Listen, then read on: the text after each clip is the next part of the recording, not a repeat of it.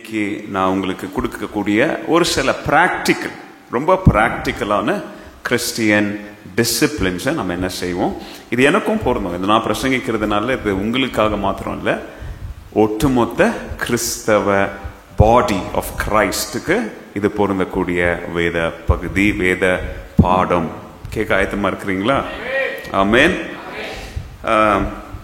ஒரு ஊர்ல ஒரு பாலம் இருந்துச்சு, ஒரு பழைய காலத்து உட்டன் பாலம். பழைய காலத்துலலாம் பாலங்கள் எதில் தான் போட்டாங்க? உட்ல தான் போட்டாங்க, மரங்கள்ல தான் என்ன செய்தாங்க? போட்டாங்க. இப்போதான் ட்ரஸ்ஸு, ராடு, ஸ்டீலு, அயனு என்னென்னோ வந்துருச்சு இப்போ. ஆனால் பழைய காலத்தில் 100 வருஷத்துக்கு முன்னாடி, 200 வருஷத்துக்கு முன்னாடியெல்லாம் பெரிய பெரிய மரங்களை தான் என்ன செய்வாங்க? வெட்டி அதில் ரொம்ப ஸ்கில்ஃபுல்லாக என்ன செய்வாங்க? பாலங்களை என்ன செய்வாங்க? போடுவாங்க. இது நடந்தது ஒரு ஆல்மோஸ்ட் ஒரு 100 years ago. ஸோ 2 கிராமங்களை இணைத்த ஒரு பாலம், மரத்தால் கட்டப்பட்ட ஒரு பாலம். அந்த பாலம் வந்து எவ்ரிடே யூஸ். ஒவ்வொரு நாளும் அந்த பாலத்தை 2 தடவை 3 தடவை 4 தடவைக்கு மேலே என்ன செஞ்சுக்கிட்டு இருந்தாங்க? யூஸ் பண்ணிட்டு இருந்தாங்க. ஸோ அதனால அது எப்பயாவது ஒரு தடவை யூஸ் பண்ணக்கூடிய ஒரு பாலம் இல்லை, எவ்ரிடே ரெகுலர் யூஸ்ல இருந்த பாலம். இங்க இருக்கிறவன் அங்க போறவன், அங்க இருக்கிறவன் இங்க போறவன், இங்க வியாபாரி அங்க போறவன், இந்த ஊர்ல பொண்ணு எடுத்தவன், கல்யாணம் கொடுத்தவன், அங்க எங்க போயிட்டு வரவன். அந்த பிரிட்ஜ் ரொம்ப யூஸ்ஃபுல் ஃபங்க்ஷனல் பிரிட்ஜா இருந்துச்சு. அந்த பிரிட்ஜ் ரொம்ப ரொம்ப பயனுள்ள பிரிட்ஜா இருந்துச்சு. 2 ஊருக்காரங்களுக்கும் அந்த பிரிட்ஜ் இல்லைன்னா அவங்களுக்கு என்ன இல்லை? வாழ்வாதாரம் அப்படின்றது கொஞ்சம் கஷ்டம், அடி விழும். நான் உங்களுக்கு நிறைய தடவை சொல்லியிருக்கிறேன், நான் வெளிநாட்டில் இருந்த ஊர், அதாவது மாலிவுடைய ஊரும் கிட்டத்தட்ட இப்படிதான். ஒரு பாலத்தை மேலே தான் அவங்க என்ன செய்யணும்? அவங்க தாண்டி, நான் நிறைய தடவை உங்களுக்கு சொல்லியிருக்கிறேன், அவங்க அந்த ரிவர் ஓரத்தில் இருக்கிறாங்க. என்ன வாங்கினாலும் அவங்க என்ன செய்யணும்? பாலத்தை தாண்டி பக்கத்து மாநிலம், அதாவது கர்நாடகானா தமிழ்நாட்டில் போய் எல்லா பர்ச்சேஸ் எல்லாம் பண்ணிட்டு திருப்பி பிரிட்ஜ் மேலே தான் என்ன செய்யணும். அந்த மாதிரி நாங்களும் வாழ்ந்தோம். ஸோ அந்த மாதிரி ஒரு பிரிட்ஜ். ஸோ அந்த பிரிட்ஜில் பொருட்கள், குரோசரிஸ், பால், காய்கறிகள் அப்படின்னு சொல்லி டெய்லி என்ன செஞ்சிச்சு? போயிட்டு வந்துச்சு. குடும்பங்கள் என்ன செஞ்சாங்க? இங்க இருக்கிறவங்க அங்க சந்திக்கவும், அங்க இருக்கிறவங்க இவங்க சந்திக்கவும். முக்கியமா 2வது உலக போற நேரத்துல இங்கிருந்து அங்க ராணுவ வீரர்களும், அங்கிருந்து இங்க பெரிய பெரிய அந்த மிஷின் டேங்கர் லாரிகளும் கிராஸ் பண்றதுக்கு அது என்னவா இருந்துச்சு? ரொம்ப உபயோகமா இருந்துச்சு. அதாவது நான் சொல்ல வர கருத்து என்னன்னா, அந்த பிரிட்ஜ் இல்லைன்னா அந்த 2 ஊருக்காரங்களுக்கு என்ன பெரிய அடி. எல்லாமே அதை சார்ந்துதான் இருந்துச்சு. அந்த கீழே பெரிய நதி ஓடிச்சு பார்த்தீங்களா, ஆறு ஓடிச்சு பார்த்தீங்களா. ஆறு இருந்தாலே அங்க காற்று பயங்கரமா இருக்கும். விண்டு வந்து அது கீழே ரொம்ப மோசமா இருக்கும். எப்பவுமே தண்ணி இருந்தாலே அங்க என்ன இருக்கும்? அங்க விண்டு இருக்கும், காத்து இருக்கும். ஸோ பெரிய பெரிய காத்து, புயல் காத்தெல்லாம் வீசிச்சு. அந்த பிரிட்ஜ் என்ன செய்யல? ஒன்றும் ஆகல. அது பாட்டுக்கு நல்லா ஸ்ட்ராங்கா நின்றுச்சு. நிறைய நேரத்தில் பெரிய காட்டு, ஆறு வெள்ளம் போல அடிச்சு வந்துச்சு. அந்த பிரிட்ஜ் என்ன செய்யல? விழுல, உடையில, அது பாட்டுக்கு நல்லா ஸ்ட்ராங்கா உறுதியா இருந்துச்சு. 2ஆம் உலக போர்ல அங்க குண்டாடி இங்க குண்டு வீசிட்டு அப்படியே லைட்டா பூமி அதிர்ச்சி எல்லாம் நிலநடுக்கெல்லாம் நடந்துச்சு. ஆனாலும் அந்த பிரிட்ஜ் என்ன செய்யல? விழுல, ஒரு கிராக்கும் விழுல, நல்ல தைரியமா ஸ்ட்ராங்கா இருந்துச்சு. ஒரு நாள் அந்த பிரிட்ஜ் மேல போயிட்டு இருந்த ஒரு சில வாலிப பசங்க, யார் சொல்லுங்க? வாலிப பசங்க அப்படியே பிரிட்ஜ் மேல போய் கீழே வந்து அந்த ஆத்துல கொஞ்ச நேரம் என்ன செய்யலாம்? நீச்சல் அடிக்கலாம், குளிக்கலாம் அப்படின்னு சொல்லி குளிக்க வந்தாங்க. அப்படியே குளிச்சிட்டு இருக்கும் போது அந்த ஆத்துக்குள்ள, அவங்க தண்ணிக்குள்ள போகும்போது அந்த பிரிட்ஜை தாங்கி பிடிக்கிற அந்த பெரிய பெரிய மரங்கள்லாம் எங்க இருந்துச்சு? பாதி பிரிட்ஜுக்கு அந்த பக்கமும் இந்த பக்கமும் நிலத்துல தாங்கப்பட்டு, மற்றதெல்லாம் எங்க இருந்துச்சு? தண்ணிக்குள்ள இருக்கும் போது நீச்சலெல்லாம் அடிச்சுட்டு கரையில வந்து உக்காந்தாங்க பாருங்க. உட்காரும் போது அந்த பிரிட்ஜை தாங்கி பிடிக்கிற தூண்களை போல இருக்கிற அந்த மரங்களை பார்த்தாங்க. ஒவ்வொருத்தனும் அந்த மரத்துல அவனுடைய காதலியுடைய பேர் என்ன செய்யலாம்? அதுல பதிக்கலாம். பண்றாங்களே, நம்ம ஊர்லயும் பண்றாங்க தானே. ஸோ என்ன பண்ணா, ஒவ்வொருத்தனும் போய் அவன் காதலி பேரை ஒவ்வொருத்தன் இஷ்டத்துக்கு என்னத்தையும் என்ன பண்ணானுங்க? அடிச்சானுங்க. ஒருத்தன் இந்த இதுல பண்ணா, ஒரு தூண்ல பண்ணா, இன்னொருத்தன் அந்த தூண்ல பண்ணா, இன்னொருத்தன் அந்த தூண்ல பண்ணா. அது மரம் பாத்தீங்களா, அதுல அடிக்க அடிக்க அவங்களுக்கு என்ன ஆச்சு, ரொம்ப இன்ட்ரெஸ்ட் ஆச்சு. எதையாச்சும் நாசம் பண்ணோம்னா நம்மளுக்கு ரொம்ப இன்ட்ரெஸ்டா இருக்கும், ரொம்ப இன்பமா இனிமையா உக்காந்து ஒரு பொருளை நம்ம என்ன செய்வோம், கெடுக்கிறதுல நம்மளை போல PhD வாங்கினவங்க யாரும் இல்லை. அதுலயும் ஒரு சில வாலிப பசங்க, வந்த வாலிப பசங்க இப்படி காதலியுடைய பேரையும் அதையும் இதையும் இதுல பண்ணலான்னு சொன்னா யோசித்து பாருங்க எப்படி இருக்கும்னு. சோ அந்த பிரிட்ஜில் இருக்கிற ஒவ்வொரு தூண்லையா போய் என்ன செய்யறாங்க, பேரை எழுதுறாங்க, லைனை போடுறாங்க, அம்பு வரைகிறாங்க. அது அடிக்க அடிக்க இன்ட்ரெஸ்டா இருக்கு பாத்தீங்களா, ஆணி அடிக்கிறான், என்னென்னவோ பண்றான். 1 hour 2 hour யாரும் பார்க்கல பாத்தீங்களா. அந்த பிரிட்ஜில் இஷ்டத்துக்கு எல்லாத்தையும் பண்ணி நோண்டி அடிச்சு கிறுக்கி கீறி குத்தி விளையாடிட்டு வீட்டுக்கு போயிட்டான். அடுத்த நாள் ஒரு பெரிய பால் வியாபாரி அவனுடைய குடும்பமும் அந்த பிரிட்ஜ் மேல என்ன செய்யறாங்க, அப்படியே பயணம் பண்ணிட்டு வராங்க. நடு பிரிட்ஜுக்கு வரும்போது ஒரு பெரிய புயல் காத்து வீசிச்சு. புயல் காத்து வீசின உடனே திடீர்னு பிரிட்ஜ் என்ன செஞ்சுச்சு, அப்படியே ஷேக் ஆகுது. என்னடா இந்த பிரிட்ஜ் ஷேக் ஆகுது, இந்த பிரிட்ஜில் தான் நம்ம நிறைய போயிட்டு வந்திருக்கிறோம் அப்படின்னு சொல்லி அவங்க கவலைப்படாம பயப்படாம அப்படியே தொடர்ந்து பயணம் பண்ணி போனாங்க. பாதி தூரத்துல போனோடனே பிரிட்ஜ் அப்படியே திடீர்னு என்ன செஞ்சிருச்சு, கொலாப்ஸ் ஆகி எல்லாம் குடும்பமா கீழே என்ன செஞ்சாங்க, ஆத்துல விழுந்தாங்க. கவனிங்க, யுத்த நேரத்துல நிலநடுக்கம் போல் அதிர்வுகள் வரும்போது அந்த பிரிட்ஜ் என்ன செய்யல, விழல, உடையில, நல்ல ஸ்ட்ராங்கா நின்னுச்சு. காட்டாறு தீய போல பிச்சுக்கிட்டு வரும் போதெல்லாம் அந்த பிரிட்ஜ் என்ன செய்யல, கொஞ்சம் கூட ஆடல, அது பாட்டுக்கு உறுதியா ஸ்ட்ராங்கா நின்னுச்சு. புயல் காத்து வீசும் போது, பெரிய பெரிய லோடுங்க மேல போயிட்டு வரும்போது, ஒரு நாளைக்கு 1000 பேருக்கு மேல அந்த பிரிட்ஜை யூஸ் பண்ணிட்டு வரும் போதெல்லாம் அந்த பிரிட்ஜ் என்ன செய்யல, கொலாப்ஸ் ஆகல. ஆனா ஒரு சில வாலு பசங்க போய் அந்த மரத்துல, அந்த மர தூண்கள்ல அடிக்கவும் உடைக்கவும், அதை கிராக் கூட செய்யவும், அதுல விரிசல்கள் கூட செய்ய உடனே ஒரே நாளுக்குள்ள எத்தனையோ வருஷங்களா உறுதியா நிமிர்ந்து நின்ன ஒரு பிரிட்ஜ் என்ன செஞ்சிருச்சு, நொறுங்கி கொலாப்ஸ் ஆயிடுச்சு. It was the internal damage.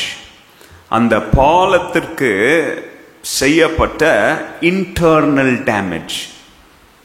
சின்ன சின்ன கட்டு தானே, சின்ன சின்ன கீறல்கள் தானே, சின்ன சின்ன ஆணி எடுத்து அடிச்சது தானே அப்படின்னு சொல்லி உங்களுடைய பார்வையில் சின்ன சின்னதா தெரியலாம். ஆனா அந்த சின்ன சின்ன செயல்கள் தான் அந்த பாலத்தின், அந்த மரத்துடைய பலத்துடைய இன்டர்னல்குள்ள போய், உள்ளுக்குள்ள போய் அதோடைய பலன் என்ன செய்ய வச்சுச்சது, இழக்க செய்தது. It was the small cuts, it was the internal damage, it was the careless action that collapsed the bridge. இந்த சம்பவத்தை நான் நெட்ல படிச்சேன். நான் ரொம்ப நாளைக்கு முன்னாடி படிச்சேன். உடனே அதை நான் எழுதி வச்சேன். அது இன்னைக்கு என்னுடைய வேத பாடத்துக்கு ரொம்ப யூஸ்ஃபுல்லான ஒரு சம்பவமா இருக்குது. இதை ஏன் உங்களுக்கு நான் சொல்றேன்னா, எல்லா நூற்றாண்டுகளிலும் எவ்ரி ஜெனரேஷன்ல நீங்க ஹிஸ்டரிய திரும்பி பாருங்களேன், சபை என்பது வெளியரங்கமான அல்லது வெளிப்புற துன்புறுத்தல்களால மாத்திரம் ஒரு சபை விழல, அல்லது தவறான போதனைகள் அப்படின்றத காரணத்தினாலையும் மாத்திரம் ஒரு திருச்சபை விழல.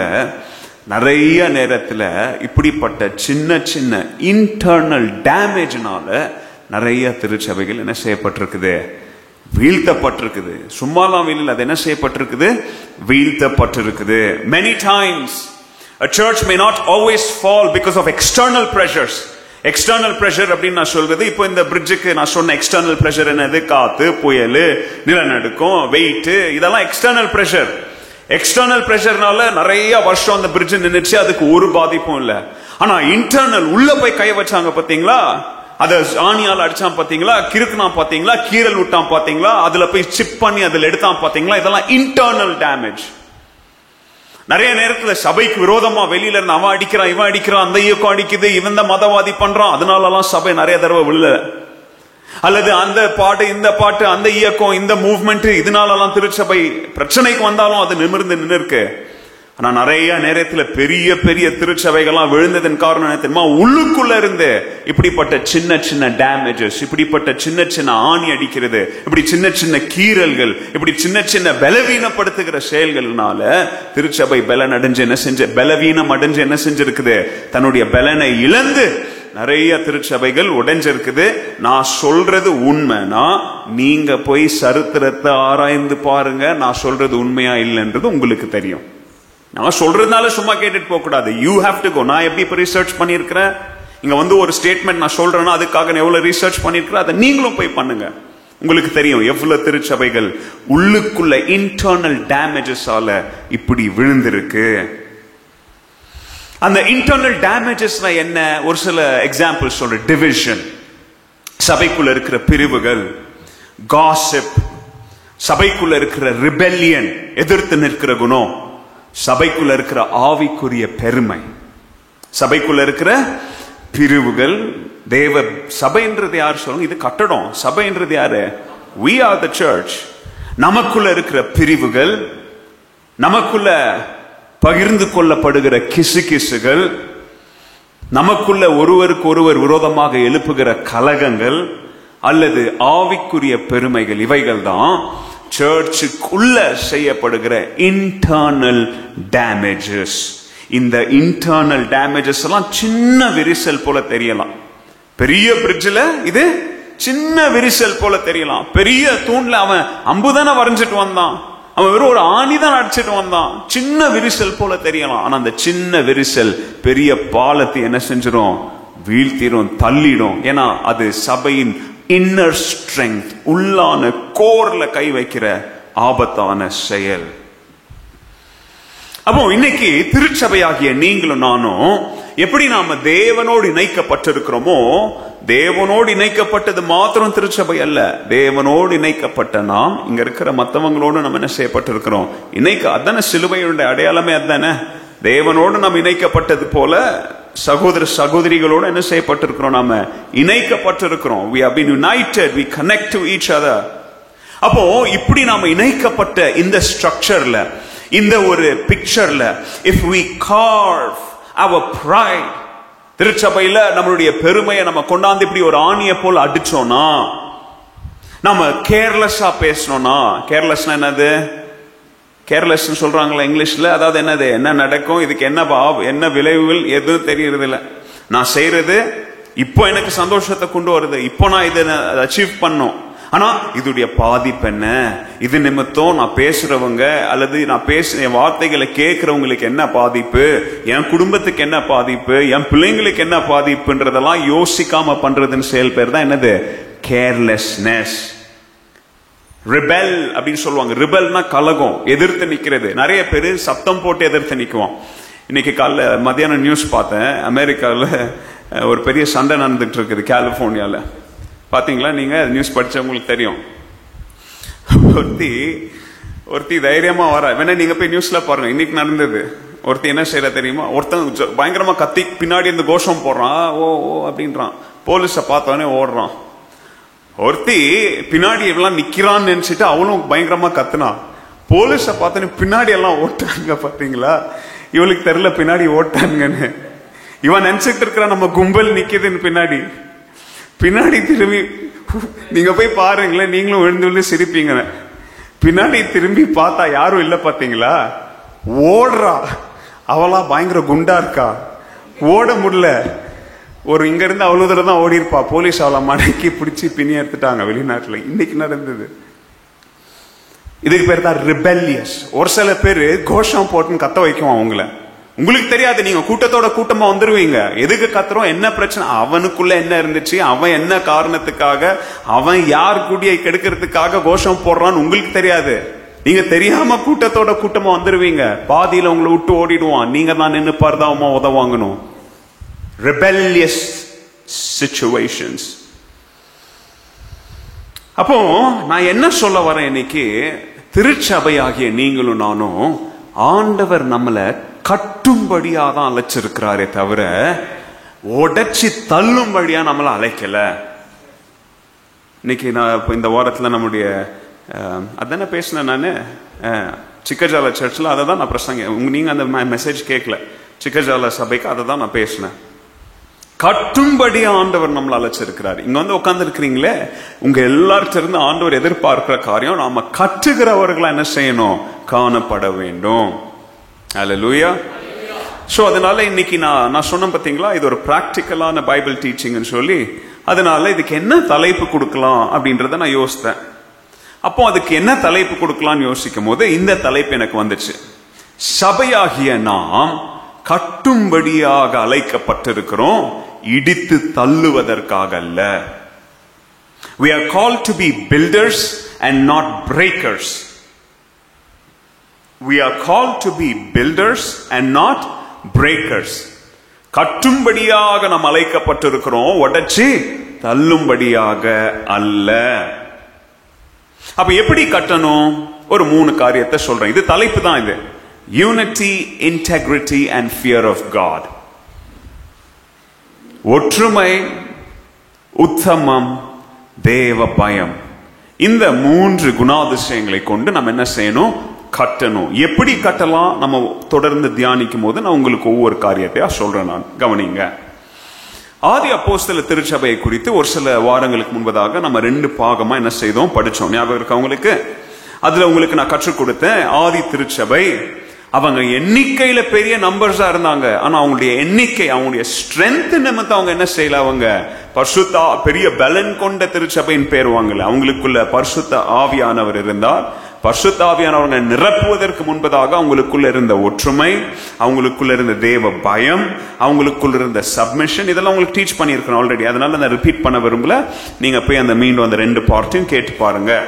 அப்போ நாமளும் இன்னைக்கு இந்த பாடத்தின் முடிவில் நான் உங்ககிட்ட இருந்து எதிர்பார்க்கிற, அல்லது இது ஆன்லைன்ல போகும்போது, அல்லது இது எப்போ நெட்டுக்கு போதோ, அப்போ உலகத்துல இருக்கிற நிறைய திருச்சபையில நீங்க பாப்பீங்க இல்லையா, நீங்க இந்த ஸ்டடி, என்னுடைய இன்றைய ஸ்டடியின் முடிவில் நான் உங்ககிட்ட இருந்து நாம் அனைவரும் சேர்ந்து ஒப்பு கொடுக்க வேண்டிய காரியம், நாம் நம்முடைய நாவை குறித்து எப்படி உள்ளவர்களா இருக்கணும்?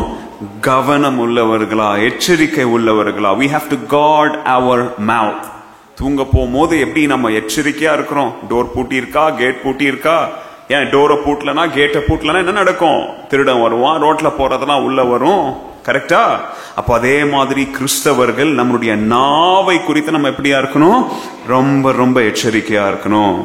We have to be careful in walking in personal integrity. அந்த வார்த்தையை அதுதான் போட்டிருக்கிறேன். Personal integrity. உத்தமத்துல நடக்கணும்ன்றதை விட தனிப்பட்ட வாழ்வின் உத்தமத்துல நாம நடக்கணும்.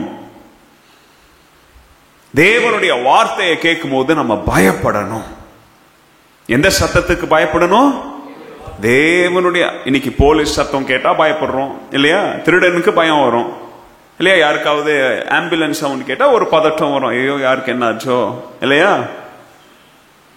அப்போ கிறிஸ்தவங்க எந்த சத்தத்தை கேட்டு பயப்படணும்? தேவ வார்த்தையின் சத்தத்தை கேட்கும் போது பயப்படுறதுனா என்ன அர்த்தம்? அந்த வார்த்தைக்கு கொடுக்கிற அந்த பயம், பக்தி, அந்த ரெஃபரன்ஸ்ல நம்ம என்ன செய்யணும்? நாம பயப்படணும். அது மாத்திரம். இதெல்லாம் எங்க? இதெல்லாம் நான் இன்னைக்கு புதுசா சொல்லங்க. அன்னைக்கு உங்களுக்கு கற்றுக் கொடுத்த அந்த பாடத்துடைய ரீகேப்ப சொல்லிட்டு இருக்கிறேன். தேவன் அவர்களுக்கு தந்த, தேவன் நமக்கு தந்த ஆவிக்குரிய தலைவர்களை கனப்படுத்த வேண்டும். We have to respect and honor our leaders. அப்ப கவனிங்க, எழுப்புதல் அப்படின்றது கூட்டத்தோட கூட்டமா துவங்காது. எழுப்புதல் அப்படின்றது, நான் இன்னைக்கு ஒரு கூட்டத்துக்கு போனேன், ரொம்ப எழுப்புதலா இருந்துச்சு. நான் இன்னைக்கு அந்த ஐயா வந்திருந்தாரு, அந்த கிரவுண்ட்ல போனேன், இங்க போனேன், அல்லது அவங்க ஆராதனை நடத்தினாங்க. கவனிங்க, இதுல இருந்தெல்லாம் என்ன செய்யாது? எழுப்புதல். அகாப்பை திருச்சபைக்கு இது நல்லா தெரியும். போதுமான அளவுக்கு உங்களுக்கு கற்றுக் கொடுத்துருக்கிறோம். இந்த ஐயா வந்திருந்தாங்க, இவங்க 40 நாள் இது நடத்தினாங்க, அவங்க 3 நாள் முகாம் நடத்தினாங்க, நான் இந்த யூத் கேம்ப் போயிட்டு வந்தேன். எந்த கேம்ப் போனாலும் ரிவைவல் வராது. ரிவைவல் உங்க தனிப்பட்ட இருதயத்திலிருந்து தான் என்ன செய்யும்? அது துவங்கும். Revival does not begin in a crowd, it begins in your heart.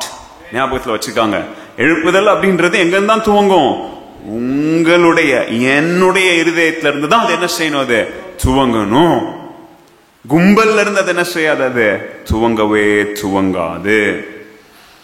அப்போ இதை குறித்து பவுல் சொல்ற காரியத்தை நம்ம கவனிப்போம்.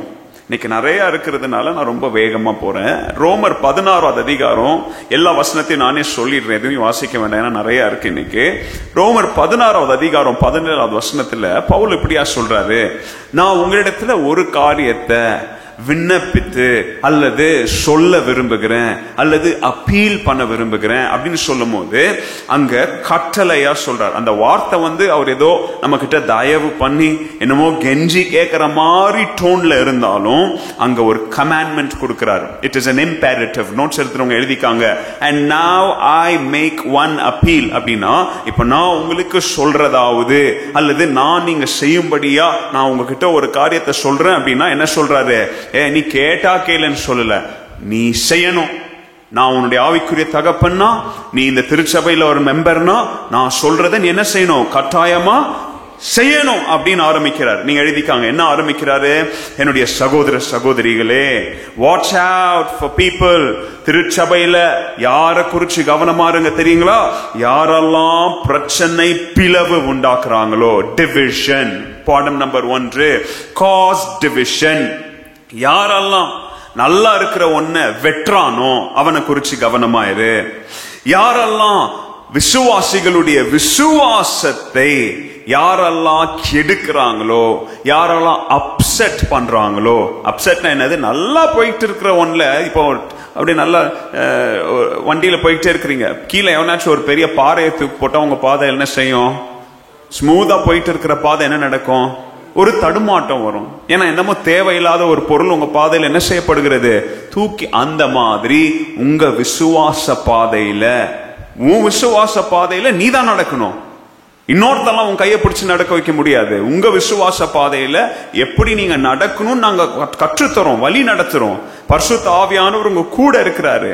ஆனா மத்த விசுவாசிகள் உங்களுடைய பரிசுத்த வாழ்க்கை பயணத்துல உங்களை நடத்த முடியாது. நீங்க தான் என்ன செய்யணும், பரிசுத்த ஆவியானுடைய சத்தத்தை கேட்டு என்ன செய்யணும், நடக்கணும். அப்படி நடக்கும் போது, பயணம் செய்யும் போது உங்க விசுவாசத்தை தடுமாற்றத்திற்குள்ள தள்ளுற மாதிரி எவனாச்சும் எதையாச்சும் தூக்கி போட்டா, தேவையில்லாத ஒரு வார்த்தையை சொன்னா அவனை குறிச்சு எப்படி இருங்க, எச்சரிக்கையா இருங்க. கேக்குறீங்களா எல்லாரும் கேக்குறீங்களா? இது இன்னைக்கு செய்தி இல்லை, இது ஒரு இன்ட்ரோடக்ஷன் தான். ஆனா பவுல் இந்த ஒரு வசனத்திலே நம்ம எவ்வளவு நாள் தியானிக்கலாம். அவ்வளவு ஆழமான சத்தியங்களை குறித்து அவர் சொல்றார். பாருங்க எவ்வளவு கிளியரா சொல்றார். நாம எல்லாரும், சபையாகிய நாம எல்லாரும் இந்த வார்த்தைகளை நம்ம கேட்டாலே அவங்க ஆத்மா அவங்க என்ன செஞ்சுக்குவாங்க, பத்திரமா நம்ம பாதை, எவா நான் உண்டு, என் ஆத்மா உண்டு, என் உத்தமம் உண்டு, ஆண்டவர் உண்டு, அவர் பாதை உண்டு அப்படின்னு சொல்லி நாம பாட்டுக்கு என்ன செஞ்சுட்டு இருப்போம், போய்கிட்டே இருப்போம். நல்லா இருக்கிற ஒரு இதுல யாரு வெற்றானோ, யார் பிளவை உண்டாக்குறானோ, நல்லா பயணம் பண்ணிட்டு இருக்கிற ஒரு கிறிஸ்தவனோ அவனுடைய ஆவிக்குரிய வாழ்க்கையில எவன் தடங்களை கொண்டாந்து போடுறானோ, யாரெல்லாம் பொல்லாப்பான சத்தியத்தை அங்க கற்றுத்தரானோ, கள்ள உபதேசங்களை கற்றுத்தராங்களோ, அதாவது எதை கள்ள உபதேசம் சொல்றாரு, நான் உங்களுக்கு என்னத்தை சொல்லி கொடுத்திருக்கிறேன், அதுக்கு மாறா யார் ஏதாவது சொல்லி கொடுத்தா அது என்னது, கள்ள உபதேசம். இந்த மாதிரி வேற யாராலையும் பேச முடியாது, அப்பாவால மாத்திரம் தான் பேச முடியும். வேற இங்க இருந்து வந்தவன், அங்க இருந்து வந்தவன், சகோதரன், அங்கிள், ஆண்டி எல்லாம் சொல்ல முடியாது. இப்படி இதை சொல்லக்கூடிய உரிமை வெறும் தகப்பனுக்கு தான் இருக்குது. அல்லேலூயா. நான் உனக்கு கற்று தந்ததுக்கு மாறா இன்னொருத்தன் சொன்னானா, அல்லது உன் விசுவாசத்தை தடுமாற்றம் செய்யதானா, அல்லது நல்லா இருக்கிற உறவுல வெட்டுனானா, என்ன சொல்றா தெரியுமா, அவங்கள விட்டு என்ன செய்யுங்க, விலகுங்க. Stay away. யாரெல்லாம், இன்னொரு டிரான்ஸ்லேஷன் அது ரொம்ப அழகா சொல்லுது, யாரெல்லாம் அமைதியா இருக்கிற தண்ணிக்குள்ள ஒரு குச்சை விட்டு ஆட்டுறானோ, தேவையாது அவனுக்கு, அந்த தண்ணி அமைதியா இருக்குது, உனக்கு என்ன. ஆனா இவனுக்கு கை சும்மா இருக்காது, ஒரு குச்சத்தை அந்த தண்ணி என்ன செய்யணும், இப்படி கலக்கணும். அப்படி யாரெல்லாம் பிரச்சனைய கலக்குறானோ, யாரெல்லாம் பிரச்சனைய கலக்குறாங்களோ அவங்களுக்கு கதவை திறந்து விட்டுருங்க. ஏன்பா நீ போற போக்குல என்ன செய்ய போ, ஆனா நான் என்ன செய்ய மாட்டேன், நான் வர மாட்டேன். கவனிங்க, குயிக்கா சொல்றேன் ஏன் இத பவுல் சொன்னாரு. பவுல் மீண்டும் மீண்டும் ரிப்பீட்டடா கேள்விப்படுறாரு, ஆட்டு தோலை பூசிக்கிட்டு உள்ள யார் வரா, ஓநாய்ங்க வருது. அது வெறும் போதகன்ற அடையாளத்துல வரமாட்டான், விசுவாசின்ற அடையாளத்துல கூட உங்க பக்கத்துல உட்காந்துட்டு இருப்பாங்க. பவுலுக்கு எரிச்சல் வருது. வரவன் என் ஆட்டை நாசமாக்க, என் ஆட்டை என் மந்தையில இருந்து வழி விலக செய்ய, வர்ற ஓனா என் ஆட்டை கடிச்சு தின்ன, அவன் ஆவிக்குரிய வாழ்க்கையில அவனை வழி விலக செய்ய வருது. ஆனா என்ன வேஷம் போட்டுக்கிட்டு வருது? ஆட்டு தோல் வேஷத்தை போட்டுக்கிட்டு வருது அப்படின்னு சொல்லி, அந்த ஓனாயுடைய வேலை என்ன? வெறும் அதை துரத்துறது இல்ல, ஃபார் ஹிஸ் பர்சனல் கெயின், அவனுடைய தனிப்பட்ட சுயநலத்திற்காக. அதனால மனோவேதனையில பவுல் உட்கார்ந்துட்டு இருக்கிறார். பவுல் இல்லாத நேரத்துல தகப்பன் ஆப்சென்ட் ஆன நேரத்துல, எங்க நான் கதை நேத்து புக்ல படிச்சுட்டு வந்ததை சொல்ல, சரித்திரத்தை சொல்லிட்டு இருக்கிறேன். தகப்பன் சபையில இல்லாத நேரத்துல அவன் வந்து உள்ள டிவிஷன் என்ன தெரியுமா? அதான் சொன்னேன், நல்லா இருக்கு. இப்ப இந்த புல்பிட் ஒரே புல்பிட்டா இருக்குது. நான் வந்து ஒரு செயின் ஷா கொண்டாந்து இது நடுவுல 2 அர்த்தம், என்ன போல ஒரு அயோக்கியம் இருப்பானா? புரியுதா பிக்சரு? நல்லா இருக்கிற ஒன்ன நல்லா இருக்க கூடாது அப்படின்னு சொல்லி வெற்றவன் தான் யாரு? கலகத்தை உண்டாக்குகிறவன். அதுவும் பவுல் இல்லாத நேரத்துல. டாக்டரின்ஸ் பவுல் உன்னை கத்து கொடுத்திருப்பாரு, இவங்க வந்து என்ன செய்வாங்க? புதுசா உனக்கு கத்து தருவான். அந்த காலத்துல 2 காரியத்தை கத்து கொடுத்தாங்க. இது உங்களுடைய நாலேஜ்காக சொல்றேன். லீகலிசம் எழுதிக்காங்க, நோட்ஸ் எழுதுறவங்க எழுதிக்காங்க. Legalism, antinomianism. அதாவது லீகலிசம்னா சட்டவாதத்தை கத்து கொடுத்தாங்க. என்னதை கத்து கொடுத்தாங்க? சட்டவாதம். ஆன்டினோமியனிசம் அப்படின்னா என்ன தெரியுங்களா? வெறும் தார்மீக சட்டங்கள். இந்த தார்மீக சட்டங்களை கிறிஸ்தவங்க என்ன செய்ய தேவையில்லை? கை கொள்ள தேவையில்லை. அதாவது என்ன சொல்லி தராங்கன்னா, கிருபை ஒண்ணு ரட்சித்தது, அவ்வளவுதான், போதும். நீ உன் விசுவாசத்தை செயல்படுத்தலாம் என்ன வேண்டிய தேவையில்லை. only grace is alone. இது எங்கிருந்து பிறந்து வந்துச்சு தெரியுமா? இது கால்வின் ஒருத்தன் கத்து. அந்த காலத்துல கால்வின் இல்லை, இது பால் காலத்துல இருந்தது. ஆனா அது வருங்கிற அந்த டவுன்வர்ட் சென்ச்சுரிஸ்ல கால்வினிசம் அப்படின்னு வந்துச்சு. Grace alone. அப்போ ஜஸ்டிபிகேஷனுக்கு தேவையில்லை அப்படின்ற ஒரு அண்டர்ஸ்டாண்டிங். அப்படின்னு என்ன தெரியுங்களா? இன்னும் புரியுற வார்த்தையில சொல்ல, ரட்சிக்கப்பட்டா நான் உண்டு, என் வாழ்க்கை உண்டு, என் வேலை உண்டு, நான் சொத்தை சேர்க்கணும், ஆத்மா ஆதாய பணியா, அதெல்லாம் நமக்கு தேவையில்லப்பா. ஆத்மையா என்ன, நான் தின்னா, என் வீட்டை கட்டினா, கிருபன்னு பேசினா போதும், கிருபை இருந்தா போதும். ஒருத்தன் விழுந்து கிடப்பான், அதெல்லாம் நம்ம வேலை இல்லப்பா. இப்படி வாழ கத்து கொடுத்தாங்க.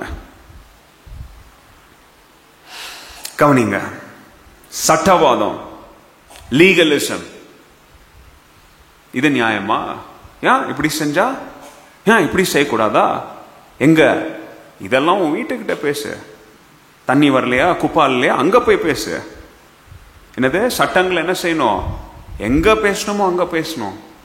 ஆனா கள்ள போதகர்கள் உள்ளுக்குள்ள ஆங்காங்க காளான் மாதிரி முளைச்சவன் சபையார தூண்டி விட்டு, நீ கேள்வி கேளு, ஏன் இப்படி பண்ணக்கூடாதா, ஏன் அப்படி, எங்க எப்போ நடந்திருக்கு? எப்போ? ரோமர் 16வது அதிகாரம் எழுதுற காலத்துல என்ன பண்ணிருக்கு? நடந்திருக்கு.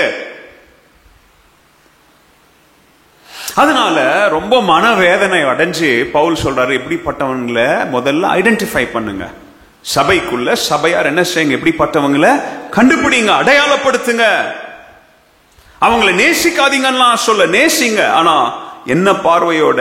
எச்சரிப்பான பார்வையோட, டிசர்ன்மெண்ட்.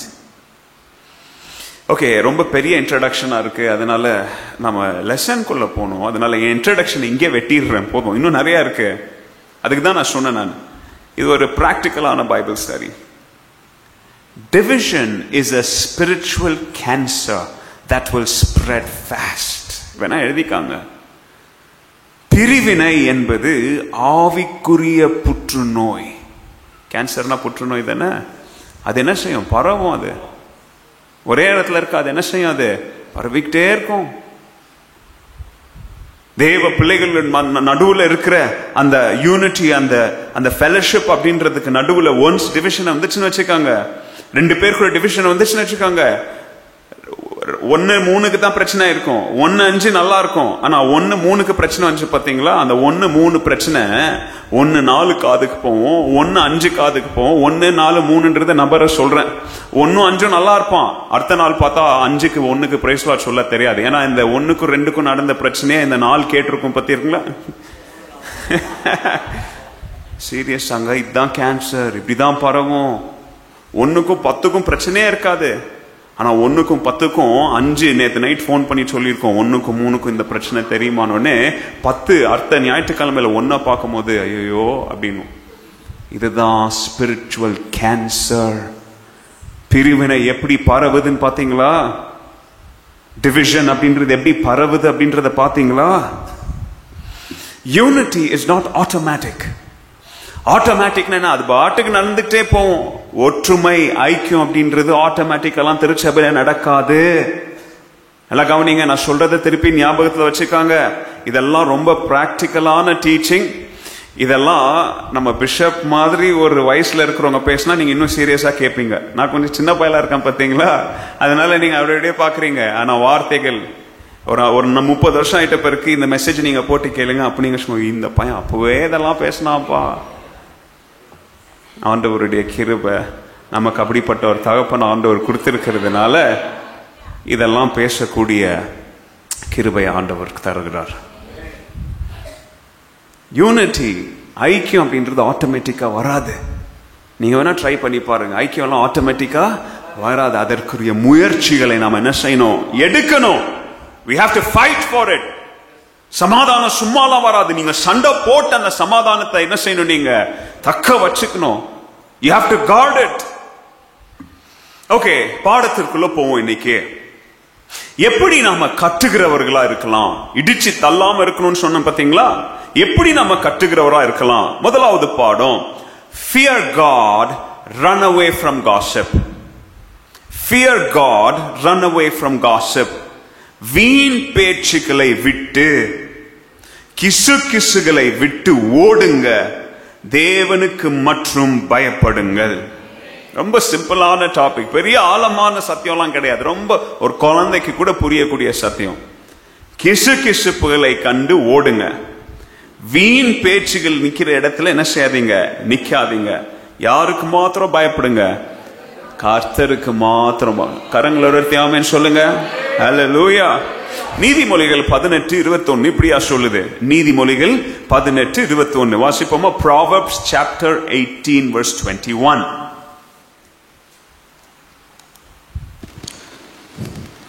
மரணமும் ஜீவனும் நாவின் அதிகாரத்தில் இருக்கும், அதில் பிரியப்படுகிறவர்கள் அதன் கனியை புசிப்பார்கள். அதை பிரியப்படுகிறவர்கள் அதன் கனியை புசிப்பார்கள். அப்படின்னா என்ன சொல்லுது இந்த வசனம்? the tongue. எப்பயா தெரியுமா உங்களுக்கு? சொல்றான், ஏமா வந்துட்டான். என்னது? மற்ற மதத்தினர் என்ன நம்புறாங்க? ஏமா வந்துட்டான் அப்படின்னா இந்த வீட்டில் என்ன உள்ள போகுது? கிறிஸ்தவர்கள் நாம விசுவாசிக்கிறோம் ஜீவனின் அதிபதி யாரு? கர்த்தராகிய இயேசு கிறிஸ்து. ஆனா இங்க நீதிமொழிகள் எழுதினவர் சொல்றாரு, உன்னுடைய நாவு, அதுல என்ன வல்லமை இருக்கு? ஜீவனின் வல்லமையும் நாவுல தான் இருக்கு, மரணத்தின் வல்லமையும் அங்கதான் இருக்கு, நம்முடைய நாவுல தான் இருக்கு. those who love to talk, அதாவது இந்த நாக்கை யூஸ் பண்றவன் எப்படி நல்ல விதத்துல யூஸ் பண்ணாலும் கெட்ட விதத்துல யூஸ் பண்ணாலும், எப்படி யூஸ் பண்ணாலும் அதோடைய பலனை நாம என்ன செய்வோம்? நாம கண்டிப்பா அடைவோம். words kill and those same words give life. அதே வார்த்தைகள் ஒருத்தனுக்கு மருந்தா தொண்டைக்குள்ள இறங்குது, அதே வார்த்தைகள் ஒருத்தனுக்கு விஷமா தொண்டைக்குள்ள இறங்குது. புரியுதா? இப்போ ஒரே வார்த்தைகள் தான். ஒருத்தன் பேசினா ஒருத்தன் சாப்பிட்டா அவனுக்கு ஔஷதமா மாறுது. அதே வார்த்தைகள் ஒருத்தன் பேசினா ஒருத்தன் சாப்பிட்டா அவனுக்கு என்னவா மாறுது? விஷமா மாறுது. அதனால யார் தேர்ந்தெடுக்கணும்? நாம தான் தேர்ந்தெடுக்கணும். lash on in the tongue அப்படின்ற எபிரேய வார்த்தை lash on. lash on அப்படின்ற வார்த்தை நான் சும்மா ஆராய்ந்து பார்த்தேன் நான் இன்னைக்கு காலையில. பைபிள்ல எவ்வளவு தடவை இது எழுதி இருக்கு? ஹீப்ரூ பைபிள்ல, ஏன்னா ஹீப்ரூ இல்லையா, புது நியூ டெஸ்ட்மென்ட் எல்லாம் கிரீக்ல வந்திருக்கு. அப்போ இந்த lash on அப்படின்ற இந்த ஒரு வார்த்தை மாத்திரமே கிட்டத்தட்ட 100க்கு மேல என்ன செய்யப்பட்டிருக்கு? பழைய ஏற்பாட்டுல யூஸ் பண்ணப்பட்டிருக்கு. அதுவும் எந்த இன்ஸ்டன்ஸ்ல இது யூஸ் பண்ணப்பட்டிருக்குன்னு நான் பார்த்தேன். சும்மா நாக்கு அப்படின்ற இன்ஸ்டன்ஸ்ல இல்ல. எங்கெல்லாம் ஆசீர்வாதம் பேசப்பட்டிருக்கோ அல்லது எங்கெல்லாம் சாபம் பேசப்பட்டிருக்கோ. பாத்தீங்களா எவ்வளவு இன்ட்ரெஸ்டிங். அதான் பைபிள் அந்த வார்த்தைகள்லாம் அவ்வளவு பியூட்டிஃபுல்லா கரெக்டா கோர்வையா உட்காரும். இது எங்கெல்லாம் யூஸ் பண்ண அந்த 100க்கு மேல பார்த்தோம் பாத்தீங்களா, அதெல்லாம் எந்தெந்த சூழ்நிலைகள் யூஸ் பண்ணப்பட்டிருக்குது. எங்க ஒரு மனுஷன் இன்னொரு மனுஷன் ஆசீர்வதிக்கவோ அல்லது தேவன் மனுஷனையோ தேசங்களை ஆசீர்வதிக்கும் போது இந்த லாஷான் என்ற வார்த்தை யூஸ் பண்ணப்பட்டிருக்கு, அல்லது சபிக்கும் போது. வார்த்தைகள்ல ஜீவன் மரணம்னா ஒன்னு ஆசீர்வாதம் இன்னொன்னு சாபம். ஒன்னு ஆசீர்வாதம் இல்லைன்னா இன்னொன்னு சாபம். அன்னைக்கு யூதர்கள் வாழ்ந்த காலகட்டத்துல லாஷோன் ஹாரா அப்படின்ற ஒரு பழமொழி இருந்துச்சு.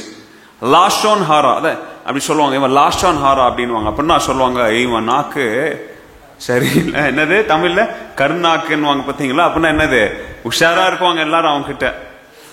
யூதர்கள் அன்னைக்கு எப்போ நீதிமொழிகள் தாவீது சாலமோன் வாழ்ந்த காலகட்டத்துல மக்கள் மத்தியில ஒரு பழமொழி இருந்துச்சு, லாஷான் ஹாரான்னுவாங்க. அப்படின்னா என்ன, இவன் நாக்கு சரியில்லைப்பா, பொல்லாப்பு, உஷாராயிரு, இந்த நாக்குல இருந்து என்ன வரும்னு தெரியாது. அது எப்போ யூஸ் பண்ணுவாங்க தெரியுமா? நல்லதுக்கு யூஸ் பண்ண மாட்டாங்க, கெட்டதுக்கு. உங்ககிட்ட உஷாரா இருங்க, வேற யாராவது பத்தி கெடுத்து பேசிடுவான், உஷாரா இருங்க, சபிச்சிருவான், உஷாரா இவன் வாழ்க்கையில் நல்ல வார்த்தை வராது, உஷாரா இருப்பா, ஆண்டவருக்கு விரோதமா பாவத்தை பேச. அப்படின்னா எப்பெல்லாம் பாவம் சம்பந்தப்பட்டிருக்கோ அப்பெல்லாம் யூதர்கள் அன்னைக்கே நாக்கை குறித்து எச்சரிக்கை உள்ளவர்களா இருப்பதற்கு ஒரு பழமொழியை யூஸ் பண்ணாங்க, லாஷான் ஆரா.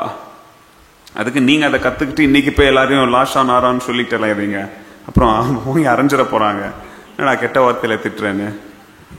கவனிங்க, the point is உங்களுடைய now it has the power to produce results, it has the power to produce fruits, or it has the power to produce curse. True reverence for God, எழுதிக்காங்க, தேவ பக்தி நாம் எப்படி பேசுறோம் அப்படின்றத நிர்ணயிக்கும். அதாவது அது இப்படி சொல்றேன், நாம எப்படி பேசுறோன்றத வச்சு நாம தேவனுக்கு எப்படி பயப்படுறோம் அப்படின்றத கண்டுபிடிச்சிடலாம். நம்ம வாயிலிருந்து வருகிற வார்த்தைகள், நம்ம வாயிலிருந்து வருகிற சப்ஜெக்ட். நான் டோனை பத்தி பேசல, கத்தி பேசுறது கம்மி, அது டோனை பத்தி பேசல, வார்த்தைகளை குறித்து பேசுறேன், கண்டென்ட்டை குறித்து பேசுறேன்.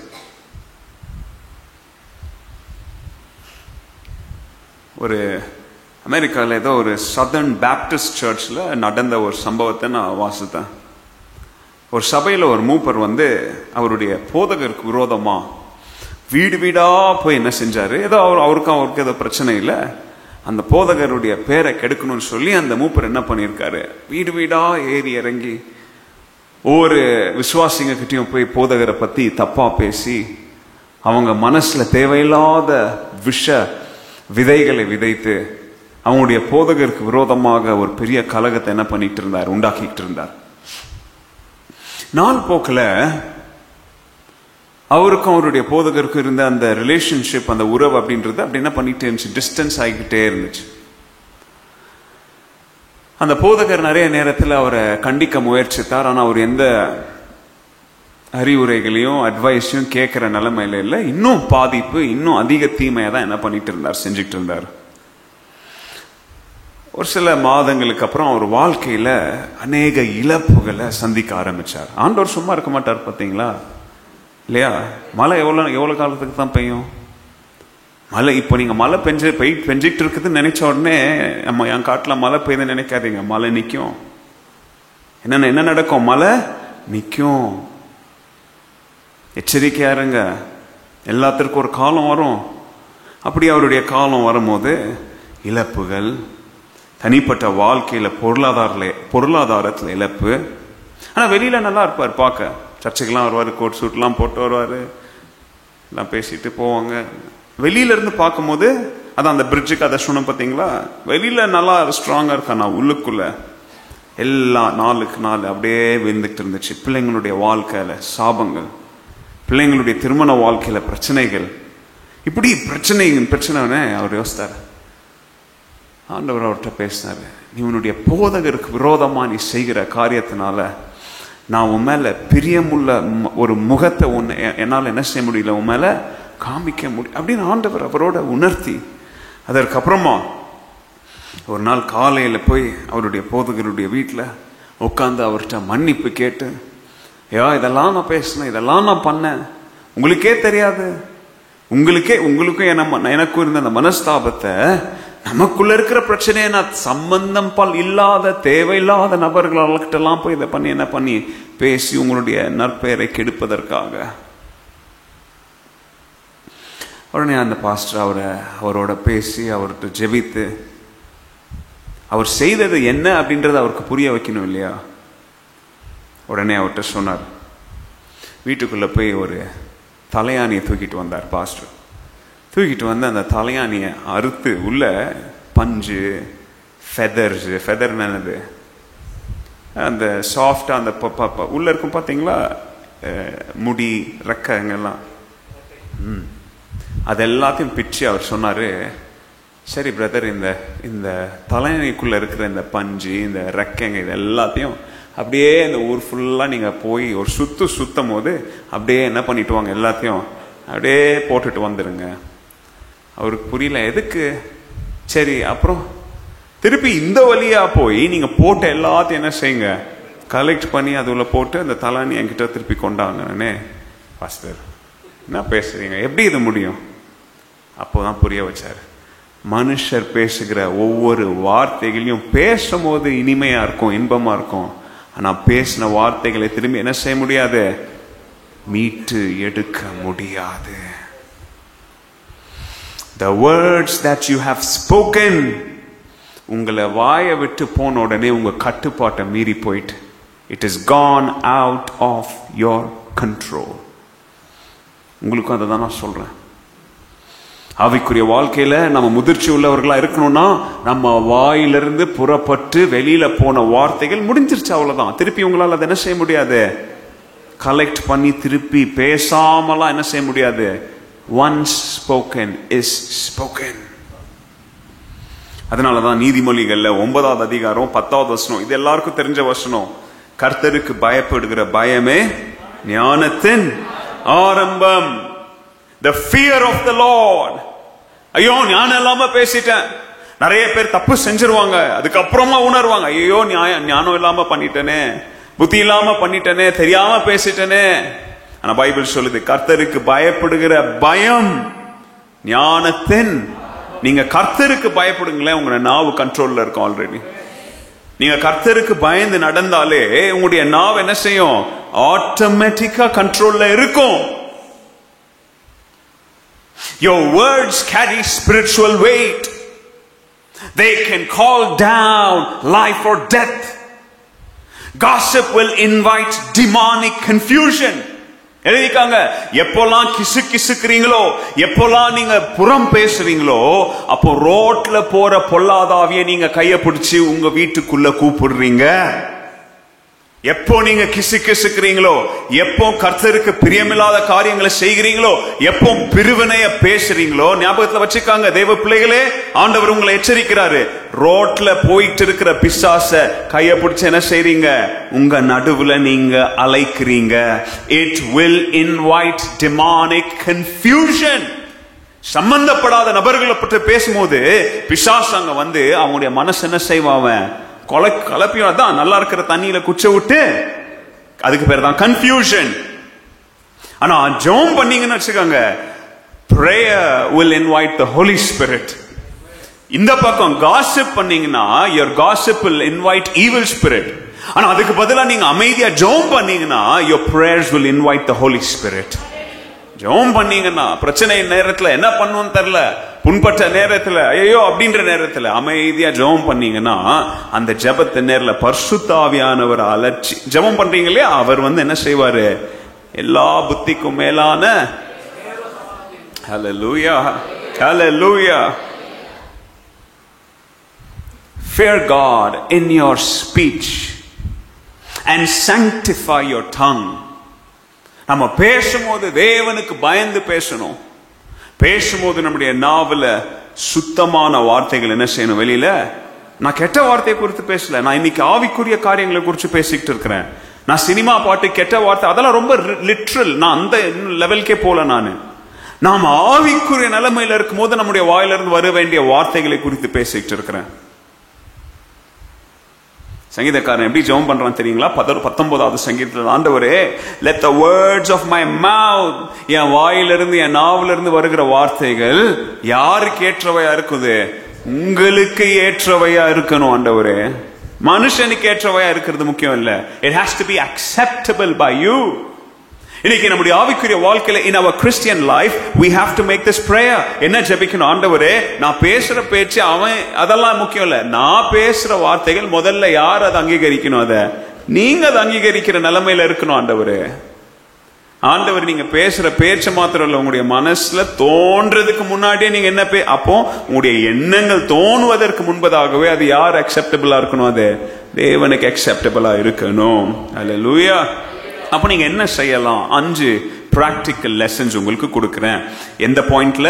Fear God and run away from gossip அப்படின்னு உங்களுக்கு முதல் தலைப்புல சொன்ன பாத்தீங்களா?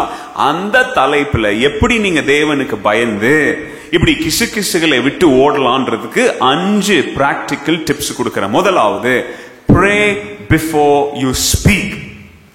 ஏதாவது மோசமான சூழ்நிலையில, குழப்பமான சூழ்நிலையில, பிரச்சனையான நேரத்துல பேசுறதுக்கு முன்னாடி முதல்ல போய் ஆண்டவரோட என்ன செய்யுங்க?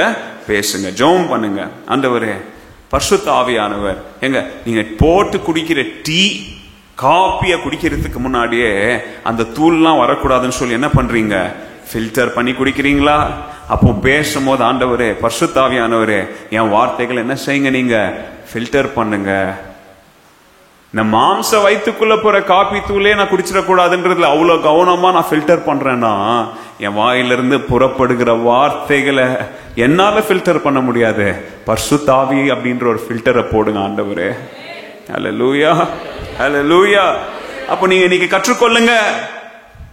நார்மலா நான் பேசுற வார்த்தைகளை அகைன் நீங்க ரொம்ப லிட்ரலா எடுத்துக்காதீங்க. எப்படி இருக்க, நல்லா இருக்கு, அந்த வார்த்தைகளை சொல்ல ஆவிக்குரிய நிலைமையில பாருங்க. சபைக்குள்ள, முக்கியமா எங்க சபைக்குள்ள, முக்கியமா சபையின் எல்லைகளுக்குள்ள, சகோதர ஐக்கியத்துக்குள்ள, அதை குறிச்சு நான் பேசிட்டு இருக்கிறேன். உங்க வாயிலிருந்து புறப்படுகிற வார்த்தைகளை be careful about it. ஆண்டவரே, நான் பேசுறது முன்னாடி இதுல நான் ஈடுபட போறேன், இதுல பங்கு பெற போறேன், இப்போ ஒருத்தர்கிட்ட போன் பண்ண போறேன், இப்ப யார்ட்டையோ நான் எதையோ விஷயத்த பேச போறேன், சபையை குறித்த காரியங்கள், ஊழியக்காரங்களை குறித்த காரியங்கள், என்னுடைய ஆவிக்குரிய வாழ்க்கை குறித்த காரியங்கள், என் சகோதரனை குறித்த காரியங்கள் எல்லாமே ஆவிக்குரிய நிலைமையில நான் பேசுறேன். ஆண்டவரே, இந்த வார்த்தைகளை நான் பேசும்போது என் வாயில என்ன ஃபில்டரை போடுங்க? பரிசுத்த ஆவியானவர் என்ற filter. Hallelujah. Point number 2, confess and repent quickly. அப்படி நீங்க பேசிட்டீங்கன்னா உடனே என்ன செய்யணும்? நீங்க மன்னிப்பு கேட்கணும். உடனே என்ன செய்யணும்? உடைஞ்ச உறவுகளை என்ன செய்யணும்? டைம் கொடுத்தீங்கன்னு வச்சுக்காங்க, அது சரியாகாது. சரி, கொஞ்ச நாள் வெயிட் பண்ணலாம் அப்படின்னு இருந்தீங்கன்னு வச்சுக்காங்க, அது இன்ஃபெக்ஷன் ஆகி விரல வெட்டி எடுக்க வேண்டிய நிலைமை வரும். என்னது, கொஞ்ச நாள் பார்க்கலாம்ப்பா, அந்த பிரச்சனை அப்படியே என்ன செஞ்சிடும்? அமைதியா. பிரச்சனை ஆரம்பிச்சதே நீ தானே, பிரச்சனை நடுவுல நின்னதே நீ தானே. நீ அமைதியா இருக்கிறதுனால பிரச்சனை என்ன செய்ய போறது இல்ல.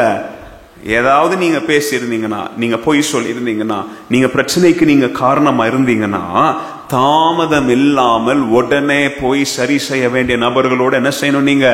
ஏன்னா நீங்க காத்து அமைதியா இருந்து சரியாயிடும்னா சரியாகாது. அது உள்ளுக்குள்ளே அந்த பாக்டீரியா தின்னு அதுக்கப்புறம் ஒரு நாள் கண்ணை விழிச்சு பார்க்கும் போது சபையை விட்டு நீங்க தான் துண்டிக்கப்பட்ட நிலைமையில, இன்னும் ஆபத்தானது, ஆண்டவரை விட்டு துண்டிக்கப்பட்ட பின்மாற்ற நிலைமையில போக வேண்டிய சூழ்நிலை வருவதற்கு முன்பதாகவே confess it immediately. Hallelujah. Hallelujah. Gossip will rot your own soul. இந்த பாடத்தை நான் இங்க டேட் எழுதி இருக்கிறேன். இது எப்ப தெரியுமா எழுதிக்கிறேன்? 2017 எழுதி இருக்கிறேன். நான் இன்னைக்கு தான் பேசுறேன் உங்ககிட்ட இந்த பாயிண்ட். ஏன்னா அன்னைக்கே எழுதி வச்சிருக்கிறேன் பாருங்க. இங்க gossip, அதாவது கிசு நம்ம பேசுறதுனால இல்ல, பேசுறவனுடைய ஆத்மாவாது நாசமாக்கும். அது என்னது? பேசுறதுனால இன்னொருத்த நாசம், அது ரெண்டாவது. காசிப் பண்றவனுடைய சொந்த ஆத்மாவை அது என்ன செய்யும்? அது அழித்துரும். காசிப் பண்றவங்க கவனமா இருங்க, எச்சரிக்கை உள்ளவர்களா இருக்கணும். நமக்கு தெரியாது, அது அந்த நேரத்துல தெரியாது. ஆனா பேசும் போது என் ஆத்மாவை பிசாசு என்ன பண்ணிட்டு இருக்கிறான்? அவன் அழிச்சுக்கிட்டு இருக்கிறான். இன்ஃபெக்ஷன் உடனே எல்லாம் தெரியாது உங்களுக்கு. 3 நாள் 4 நாள் விட்டு நீங்க ஐயோ டாக்டர் தொண்டை வலிக்குதுன்னு போனீங்கன்னா அவங்க சொல்லுவாங்க பாக்டீரியல் இன்ஃபெக்ஷன். அந்த 3 நாள் உங்களுக்கு தெரியாமல என்ன செஞ்சிருக்கு, உள்ள போய் அட்டாக் பண்ண வேண்டிய blood streams, white blood cells நாசமாக்கி. 3வது point, speak healing not harm. Speak healing, அதாவது நீங்க உங்களுடைய வாயிலிருந்து வருகிற வார்த்தைகள் அது குணப்படுத்துகிற வார்த்தைகளா இருக்கணுமே தவிர காயப்படுத்துகிற வார்த்தைகளா இருக்கக்கூடாது. ஆரோக்கியமான வார்த்தைகளா இருக்குமா தவிர ஆபத்தை உருவாக்குற வார்த்தைகளா என்ன செய்யக்கூடாது, இருக்கக்கூடாது. Your word should bring restoration. திருச்சபையில வாயை திறந்தீங்கன்னா அல்லது பிரச்சனை நேரத்தில் வாயை திறந்தீங்கன்னா உங்க வாயிலிருந்து வருகிற வார்த்தைகள் உடைஞ்சு போனதை கற்ற நோக்கத்துல இருக்கணும். அது என்ன செய்யணும், கற்ற நோக்கத்துல இருக்கணும். Be an intercessor, அதாவது பரிந்து பேசுறவனா இருங்க. Don't be an accuser. அக்யூசர்னா யாரு, எப்ப பார்த்தாலும் கல்ல கையில எடுத்துக்கிட்டு எப்ப பார்த்தாலும் பிரச்சனை பண்ணிக்கிட்டு, இதுதான் அக்யூசர். ஆண்டவர் நம்மள அக்யூசர்ஸ், ஒரே ஒருத்தன் தான் அக்யூசர், பிசாசு. ஆண்டவர்கிட்ட போய் எப்ப பார்த்தாலும் நம்மள அக்யூஸ் பண்ணிக்கிட்டே இருப்பான். நீங்களும் நான் அக்யூசர்ஸ் கிடையாது, நாம we are intercessors. ஆண்டவரே இவன் பாவத்தை மன்னிச்சிருங்க, ஆண்டவரே தெரியாம பேசிட்டாங்க, ஆண்டவரே என்ன செய்யுங்க. இன்டர்செஸ், ஆண்டவர் சிலுவையில இருந்து ஜெபம் பண்ணாரா இல்லையா, அதான் இன்டர்செசர். 4வது காரியம், நெவர் என்டர்டெயின் காசிப். கிசு கிசுக்கு தோண போவாதீங்க. கிசு கிசுன் மத்தியில அதை வளர விடாதீங்க. ரொம்ப முக்கியமான பாயிண்ட். உங்களுக்கு சம்பந்தம் இல்லாததை யாரும் உங்ககிட்ட சொல்றாங்களா, இன்னொருத்தரை பத்தி உங்கள்கிட்ட யாராவது தீமையை பேசுறாங்களா, உங்களுடைய போதகரை குறித்து யாராவது தேவையில்லாத காரியங்களை பேசுறாங்களா, அதுதான் காசிப். அப்ப அந்த நேரத்துல என்டர்டெயின் பண்றது என்ன அர்த்தம் தெரியுமா, அப்படியா அப்படின்றது என்டர்டெய்னிங். இல்லைன்னா அமைதியா நின்னீங்கன்னா அதுவும் என்னது, என்டர்டெய்னிங். ஏன்னா உன்னை பேச விடுறீங்க பாத்தீங்களா. ஆவிக்குரிய வாழ்க்கையில பரிசுத்த ஆவியானவர் நம்ம கொடுக்கிற முதிர்ச்சி என்ன தெரியுமா, we must rebuke gossip in love. நம்முடைய சகோதரன் நம்முடைய சகோதரி திருச்சபைக்குள்ள யாரோ ஒருத்தர் நம்முடைய சமாதானத்தை, நம்முடைய பீஸ, நம்முடைய ஐக்கியத்தை கெடுக்கும்படியாக நமக்கு சம்பந்தம் இல்லாத ஒரு காரியத்தை பேசும்போது அன்புல அவங்களை என்ன செய்யணும், நம்ம கண்டிக்கணும். இது எனக்கு தேவையில்லாத காரியம் பிரதர், இது எனக்கு தேவையில்லாதது பிரதர், இதுக்கு எனக்கு சம்பந்தம் கிடையாது சிஸ்டர், இதுக்கு எனக்கு சம்பந்தம் கிடையாது, இது உனக்கும் அவனுக்கும், போய் நீ தீர்த்துக்க அவன் கிட்ட, என் கிட்ட இதை பேசாத. என்டர்டெயின் பண்ணி டோரை மூடினீங்கன்னா ஆண்டவர் உங்களை ஆசீர்வதிப்பாரு. நீங்க கற்றவங்களா இருப்பீங்க. புரியுதா? கற்றதுன்னா என்ன அர்த்தம், அப்படி யாராவது உங்க வீட்டை தேடி வந்தாங்கன்னா ஐக்கியப்பட்டோம், சந்தோஷமா இருந்தோம், இப்போ முடிஞ்சிருச்சு, இனிமே உங்களுக்கு எங்களுக்கு என்ன கிடையாது, இனிமே உனக்கு நீ பேசுறதுக்கும் எனக்கும் அல்லது இந்த பிரச்சனைக்கு எனக்கும் போயிட்டு வா. கதவை மூடினீங்கன்னா நீங்க கற்றவங்க. ஏன்னா நீங்க கதவை திறந்து வச்சீங்கன்னு வச்சுக்காங்க, அந்த விஷம் எங்க இறங்கிடும், உங்க உள்ளத்துக்குள்ள இறங்கிடும். இன்னொரு பாயிண்ட் எழுதி இருக்கிறேன், இதுவும் 2017 எழுதி இருக்கிறேன். Fast your tongue. இந்த வார்த்தை நீங்க எங்கேயுமே கேட்டிருக்க மாட்டீங்க. ஃபாஸ்ட் யோர் அப்படின்னு என்ன அர்த்தம் தெரியுமா, உபவாசம் இருந்து ஜெபிக்கிறீங்களே, கொஞ்சம் நாவுக்கு உபவாசம் கொடுங்க. என்ன பண்ணணும், இதுக்கு நான் எழுதி இருக்கிற வார்த்தை ஸ்பிரிச்சுவல் ஃபாஸ்டிங். நிறைய நேரத்தில் பிசிக்கல் ஃபாஸ்டிங் இருக்கிறோம், வைத்த பட்னி போட்டு ஆண்டவருடைய சமூகத்தில் உட்கார்ந்து என்ன பண்றோம், ஜெபம் பண்றோம். ஆனா இன்னைக்கு திருச்சபையில ஆண்டவர் நிறைய பேருக்கிட்ட அல்லது கிட்டத்தட்ட எல்லார்கிட்டையும் ஆண்டவர் எதிர்பார்க்கிற காரியம் ஆவிக்குரிய உபவாசம். அப்படின்னா என்ன அர்த்தம் தெரியுமா, கொஞ்ச நாளைக்கு நாவ என்ன செய்யாதீங்க, தேவையில்லாத காரியங்களுக்கு திறக்காதீங்க, நாவுக்கு உபவாசம் கொடுங்க. ஏன்னா நாவ திறந்து திறந்து பேசி பேசி நீங்களும் மற்றவர்களுக்கு உண்டாக்கின ஆபத்து அபாயங்கள் போதும். இன்னொருத்தனை கட்டி எழுப்புறதா ஏதாவது இருக்கா, இன்னொருத்தனை ஆசீர்வதிக்கிறதுக்கு ஏதாவது இருக்குதா, அப்போ மாத்திரம் வாயத்தரங்க. வேற எதுவுமே இல்லையா, நாவுக்கு ஃபாஸ்டிங் கொடுங்க. புரியுதா எல்லாருக்கும்? பிராக்டிக்கல், சும்மா கேட்டுட்டு போவாதீங்க, வீட்டுல போய் இன்னையில இருந்து ஆரம்பிங்க. இன்னொருத்தரை கட்டி எழுப்பக்கூடிய வார்த்தைகளா இருந்தா, இன்னொருத்தரை ஆசீர்வதிக்கக்கூடிய வார்த்தைகளா இருந்தா நாவை திறங்க. இல்லைன்னா நாவுக்கு என்னத்தை கொடுங்க, Fasting, spiritual fasting. Okay, when your tongue honors God, எப்போ உங்களுடைய நாவு, என்னுடைய நாவு தேவனை மகிமைப்படுத்துதோ, அப்போ நம்மளுடைய வாழ்க்கை தேவனுடைய எழுப்புதலின் கால்வாய்களா மாறும். நம்முடைய நாவு, நம்முடைய எண்ணங்கள் எப்போ தேவனை மகிமைப்படுத்துதோ, அப்போ நம்முடைய வாழ்க்கை தேவனுடைய எழுப்புதலின் கால்வாய்களா என்ன செய்யும்? மாறும். கரங்களோட ஆமென் சொல்லுங்க. அல்லேலூயா. பாடம் நம்பர் 2, எப்படி நம்ம கற்றுக்கிறவர்களா இருக்கலாம்? Strive for unity, not popularity. எழுதிக்காங்க. Strive for unity, not popularity. அதாவது ஐக்கியத்திற்காக உழைங்க, உங்களுடைய பேர் புகழுக்காக உழைக்காதீங்க. மீண்டும் சொல்லுங்க. சபையில, இது எங்க? சபையில. வெளியிடத்துல நீங்க என்ன வேணாலும் பண்ணிக்காங்க. வெளியிடத்துல உங்களை நீங்க ப்ரொஜெக்ட் பண்ணிக்காங்க. வெளியிடத்துல உங்களை நீங்க மார்க்கெட் பண்ணுங்க. வேலை இடத்துல அப்படிதான் பண்ண வேண்டியதா இருக்குது. கார்ப்பரேட் ஸ்ட்ரக்சர்ல எல்லாம் வெளியிடத்துல நீங்க செய்ததை சொல்ல வேண்டியது. ஆனா சபைக்குள்ள வரும்போது இங்க ஐக்கியத்திற்காக தான் நீங்க உழைக்கணுமே தவிர உங்களுடைய பேர் புகழுக்காக என்ன செய்யக்கூடாது. என்னைக்குமே யாரும் உழைக்கவே கூடாது. தாழ்மையோட ஏற்றுக்கொள்ளுகிறவங்க மாத்திரம் ஆமென் சொல்லுங்க. திருச்சபைக்குள்ள என் பேரு புகழ், என் குடும்பம், என் பிள்ளை, என் மகன், என் மகா, என் மனைவி, என் கணவன், என் பேரு புகழுக்காக நான் உழைக்கிறது தேவனுக்கு பிரியம் இல்லாத காரியம். அப்படி நான் உழைச்சா நான் கற்றவன் இல்லை, நான் இடிக்கிறவன். எபேசியர் 4வது அதிகாரம் 3வது வசனம் பவுல் என்ன சொல்றாரு பாருங்க. Ephesians chapter 4 verse 3. சமாதான கட்டினால் ஆவியின் ஒருமையை காத்துக் கொள்வதற்கு ஜாக்கிரதையாயிருங்கள். Make every effort. உங்களால முடிஞ்ச அளவுக்கு எல்லா முயற்சிகளையும் எடுங்க, ஒரே ஆவியில இருக்கும்படியா. உங்களையும் மற்றவர்களையும் திருச்சபைக்குள்ள சகோதர சகோதரிகள் எல்லாம் ஐக்கியப்பட்டு ஒன்னா இருக்கிறதற்கு முயற்சிகளை எடுங்க. சமாதானத்தோட. ஏதாவது டிஃபரன்ஸ் இருந்துச்சுன்னா, என்னது ஏதாவது வித்தியாசங்கள் இருந்தா, பவுல் சொல்றது அதான் சொல்றாரு. ஏதாவது வித்தியாசங்களை காணப்பட்டா உடனே அந்த வித்தியாசங்களை என்ன செய்யுங்க, கண்டுபிடிச்சு சரி செய்யுங்க. அதாவது உங்களுடைய வீட்டுல ஒரு காம்பவுண்ட் சுவர் இருக்கு. என்னது? ஒரு காம்பவுண்ட் சுவர் இருக்கு.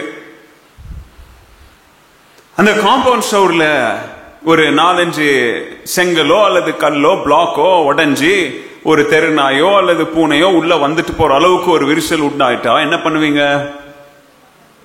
என்ன பண்ணுவீங்க? இது வெளிநாட்டுடைய உதாரணம்னா இன்னும் நல்லா இருக்கும். ஏன்னா வெளிநாட்டுலாம் ஃபென்சிங் வந்து கட்டையில போடுவாங்க, ரொம்ப அழகா இருக்கும். நானே ஃபென்சிங்லாம் பண்ணியிருக்கேன். 2-4 வருஷத்துக்கு முன்னாடி எங்கள் சம்மர் ப்ராஜெக்டில் நம்மளே தான் கட்டைகளெல்லாம் வாங்கிட்டு வந்து, அது ஒரு இன்ட்ரெஸ்டிங்காக, வெளிநாட்டில் அதெல்லாம் ஒரு இன்ட்ரெஸ்ட்.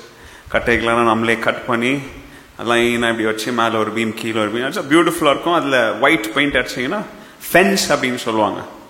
அதில் ஒரு கட்டை 2 கட்டை ஓப்பனாக இருந்துச்சுன்னா நல்லா இருக்குமா வீடு பார்க்க?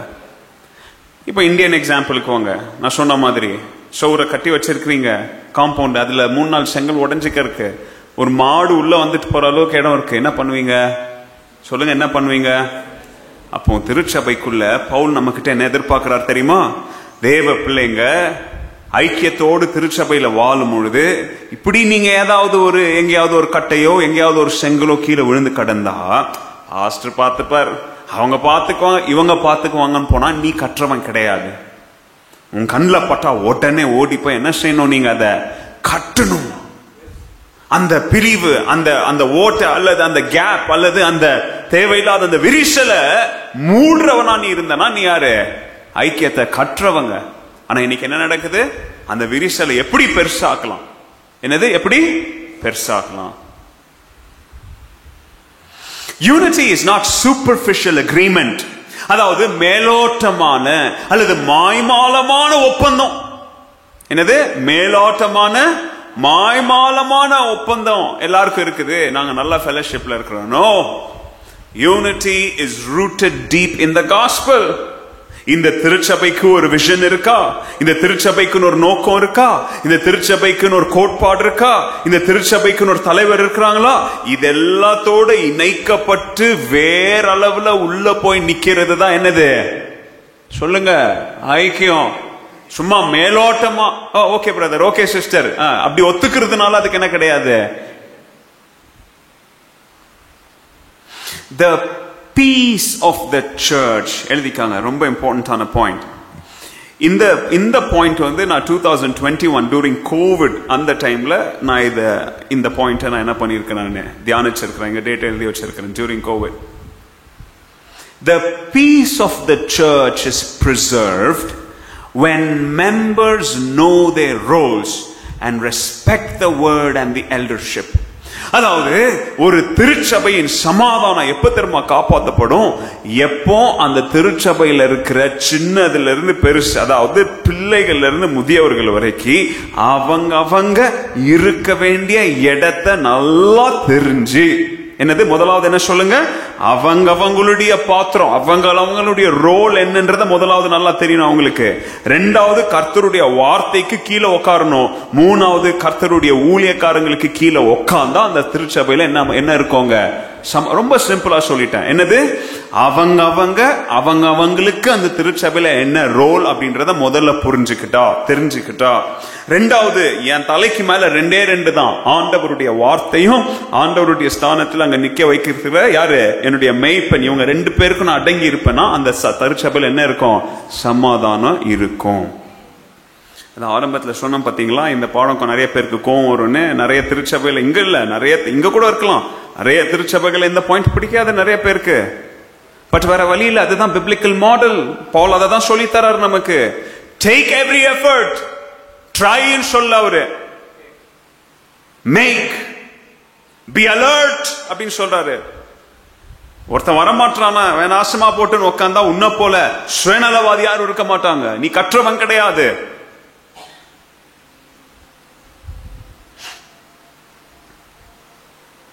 சமாதானத்தை குறித்து ஆண்டவர் சொல்றாரு. மத்தேயு 5வது அதிகாரத்துல 9வது வசனத்துல ஆண்டவர் மலை பிரசங்கத்துல சொல்றாரு, blessed are those who are peacemakers. சமாதானத்தை உண்டாக்குகிறவங்க யாரு, பாக்கியவான்கள். அவங்க யாருங்க, தேவனுடைய பிள்ளைங்க. அதாவது எப்போ ஒருத்தன் சண்டை போட்டுட்டு இருக்கிறான், அவன்கிட்ட போய் ஏன்பா இதெல்லாம் தேவையில்லாத சண்டை, ஏன்பா சபைக்குள்ள இது என்ன, இது ஆபீஸா, இது என்ன உலக கட்சியா, ஏன்பா அப்படின்னு சொல்லி நீ போய் இன்னொருத்தன் கிட்ட போய் சமாதானம் பண்ணா, ஆண்டவர் உன்னை பார்த்தே என் பிள்ளை பாரு, இதோ என் பிள்ளை பாரு என்னத்தை உண்டாக்கிட்டு இருக்கிறான், சமாதானம். ஒருத்தன் சண்டை போட்டு துடிச்சிட்டு இருக்கிறான், நீ அவனை போய் ஏத்தி விட்டா, சொல்றேன் நடக்குது, அவனை போய் அவன் கொம்ப சீவி விட்டா இல்லையா, அவனே அங்க ஏற்கனவே அவனுக்கும் பாஸ்டருக்கும் பிரச்சனை, ஏற்கனவே அவங்களுக்கும் ஊழியக்காரங்களுக்கும் பிரச்சனை. நீ அவங்களை போய் நீ கொம்ப சீவி விட்டனா எல்லா சாபமும் சேர்ந்து உன் தலையில தான் விழும். ஏன்னா நீ சமாதானத்தை உண்டாக்குறவன் இல்ல. நீ யாரு, இன்னும் பிரிவுக்கு இன்னும் வலி விதிக்கிறவன். நீ you're making the way for division. So God says you are not a peacemaker, so you're not my child.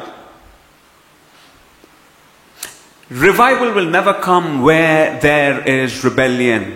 உங்க இருதயத்துல எதிர்த்து நிற்கிற குணம் இருந்தா சொல்லுங்க, ஊன்னு சொல்லாதீங்க, என்னையும் நான் சேர்த்துக்கிறேன். இப்ப நான் சொல்லுங்க, ஏன் இருதயத்துல எதிர்த்து நிற்கிற குணம் இருந்தா என் வாழ்க்கையில எழுப்புதல் வரவே வராது. இது சத்தியம்.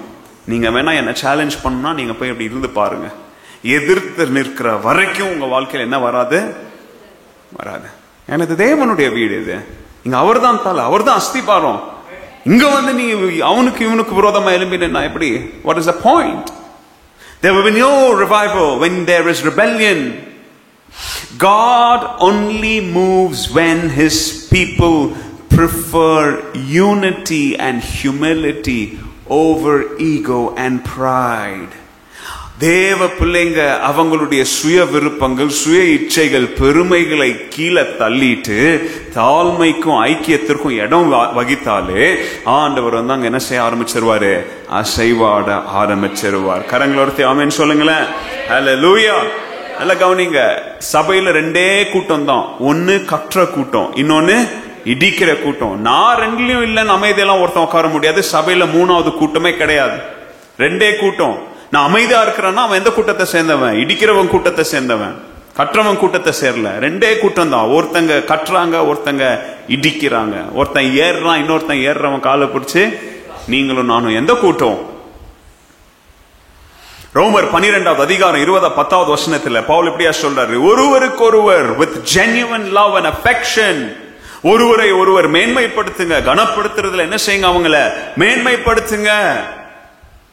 அப்போ இந்த ரெண்டாவது பாயிண்ட் நேரம் அதிகமா இருந்தாலும் இந்த ரெண்டாவது பாயிண்ட் எங்கே முடிக்கிறேன். ஸ்ட்ரைவ் ஃபார் யூனிட்டி, அதாவது ஐக்கியத்துக்காக போராடுங்க. உங்களுடைய பேரு புகழுக்காக, என் பேரு, என் குடும்பத்தின் பேரு, எங்க சபைக்குள்ள, அதுக்காக போராடாதுங்க. அப்போ நீங்க அதை எப்படி பிராக்டிக்கலா வாழலாம்? முதல் பாயிண்ட்டுக்கு நான் ஒரு சில பாயிண்ட் சொன்ன மாதிரி இந்த பாயிண்ட்டுக்கு ஒரு சில பாயிண்ட் சொல்றேன். திருச்சபைக்குள்ள வரும்போது ஆண்டவருக்காக நீங்க செய்ய விரும்புகிற காரியங்கள் அதெல்லாம் கொஞ்சம் ஓரத்துல வைங்க. அதாவது என்னது? பாஸ்டர் சொல்லி கொடுத்திருக்கிற 3 காரியம், பிரதான நோக்கங்கள்.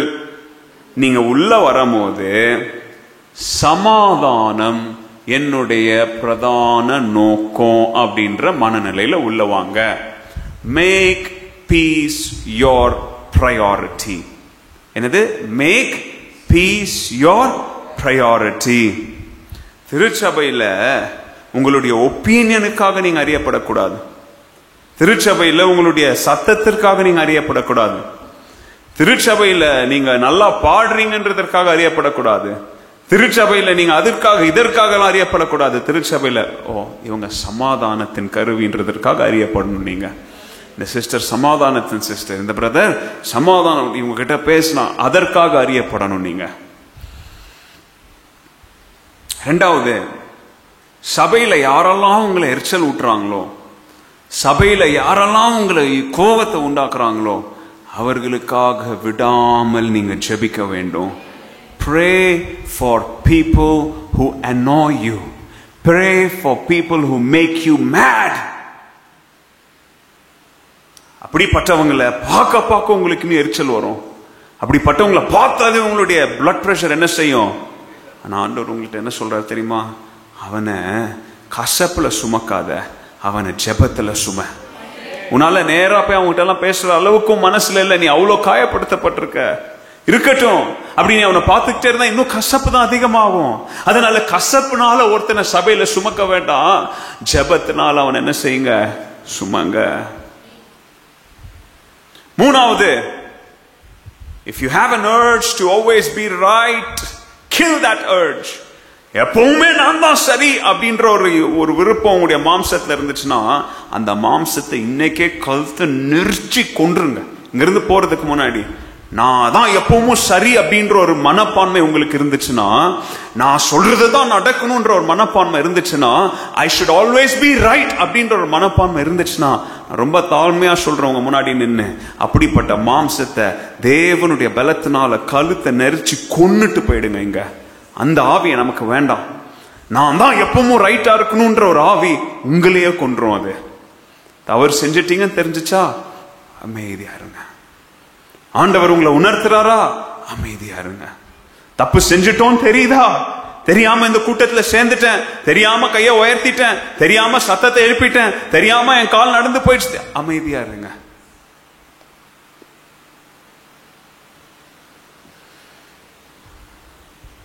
Serve, learn to serve behind the scenes. எப்பவுமே முன்னாடி நின்று செய்யணும் அப்படின்ற மனசை விட்டுட்டு, நான் பின்னாடி நின்னாலும் ஆண்டவருக்காக எதையாவது செஞ்சுட்டு என்ன செய்வேன்? நான் போவேன். கிளீன் பண்றது, பெருக்கிறது யாரும் பார்க்காத வேலை இல்லையா? யாரும் பார்க்காத வேலை. ஆனா எல்லாருக்கும் இன்னைக்கு என்னது? நான் செய்யறது எல்லாரும் பார்க்கணும். நான் செய்யறது எல்லாரும், நான் சர்ச்சில் வந்தா இதை தான் செய்வேன், அதை செய்ய மாட்டேன், இதை தான் செய்வேன், இதை தான் செய்வேன், அதை தான் செய்வேன், இதெல்லாம் நான் செய்ய மாட்டேன். நிறைய பேருக்கு சர்விங் பிஹைண்ட் த சீன்ஸ், அதாவது லைட்டுக்கு முன்னாடி நின்று ஸ்டேஜில், அல்லது லைட்னு சொல்றது நீங்க ஒரு ஸ்டேஜை மாத்திரம் மைக்கை மாத்திரம் பார்க்காதீங்க. அது இங்கிலீஷ்ல ஒரு செயின், ஸ்பாட் லைட் அப்படின்னு சொல்றது என்னது? அது இங்கிலீஷ்ல ஒரு பழமொழி மாதிரி. அதுக்காக நீங்க வெறும் மேடையில, அப்போ மேடையில நிக்கிறவங்கள அப்படின்னு இல்லை. அதாவது என்ன எல்லாரும் பார்க்கணும். அப்படின்ற மனப்பான்மை நம்மளை விட்டு என்ன செய்யணும்? போகணும். திருச்சபையில, நம்முடைய ஆவிக்குரிய திருச்சபையில, தேவனுடைய வீட்டுல பெருக்கணும்னா, கடந்த ஒரு சில நாட்களுக்கு முன்னாடி என் காதுல ஒரு செய்தி வந்துச்சு. ஏன் நான் பெருக்கிட்டா? ஏன் உங்களுடைய பிஷப் தொடப்பத்தை எடுத்து பெருக்கினதை நீங்க யாரும் பார்த்தது இல்லையா? உங்களுடைய பிஷப் பாத்ரூமை பார்த்தது இல்லையா? நீங்க அவருடைய சரீரம், அவருடைய கால் நல்லா இருக்கும் போது லுங்கி கட்டிட்டு போய் சபையார் யூஸ் பண்ற பாத்ரூம் டாய்லெட் அவர் கழுவுனதை நீங்க பார்த்தது இல்லையா? நீங்க பார்த்தீங்கன்னா பார்க்கலையா? நான் பார்த்துருக்கிறேன். யாரும் கை தட்டலனாலும், யாருமே அப்ரிஷியேட் பண்ணலனாலும், கற்றவன் யார் பார்க்கலனாலும் அவன் பாட்டுக்கு தேவனுடைய வீட்டில் செய்ய வேண்டியதை செஞ்சுட்டு போய்கிட்டே இருப்பாங்க. அவங்க தான் கற்றவங்க.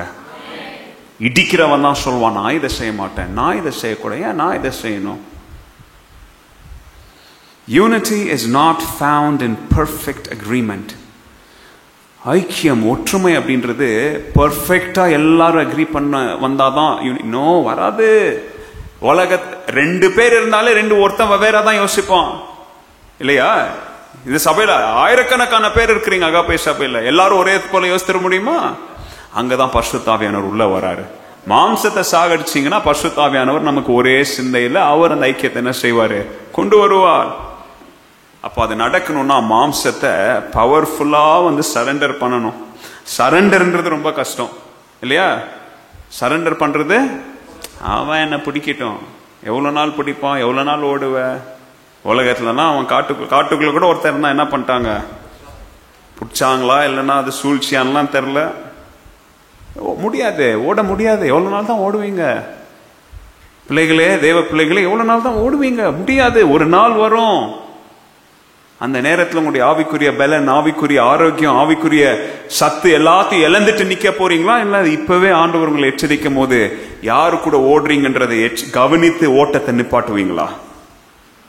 கற்றவன் கூட சேருவீங்களா, இடிக்கிறவன் கூட சேருவீங்களா? ஓகே, டைம் ஆயிட்டு. கடைசி காரியத்தை சொல்லி நம்ம ஜெபிப்போம். Lesson number 3, submit to God's appointed leaders.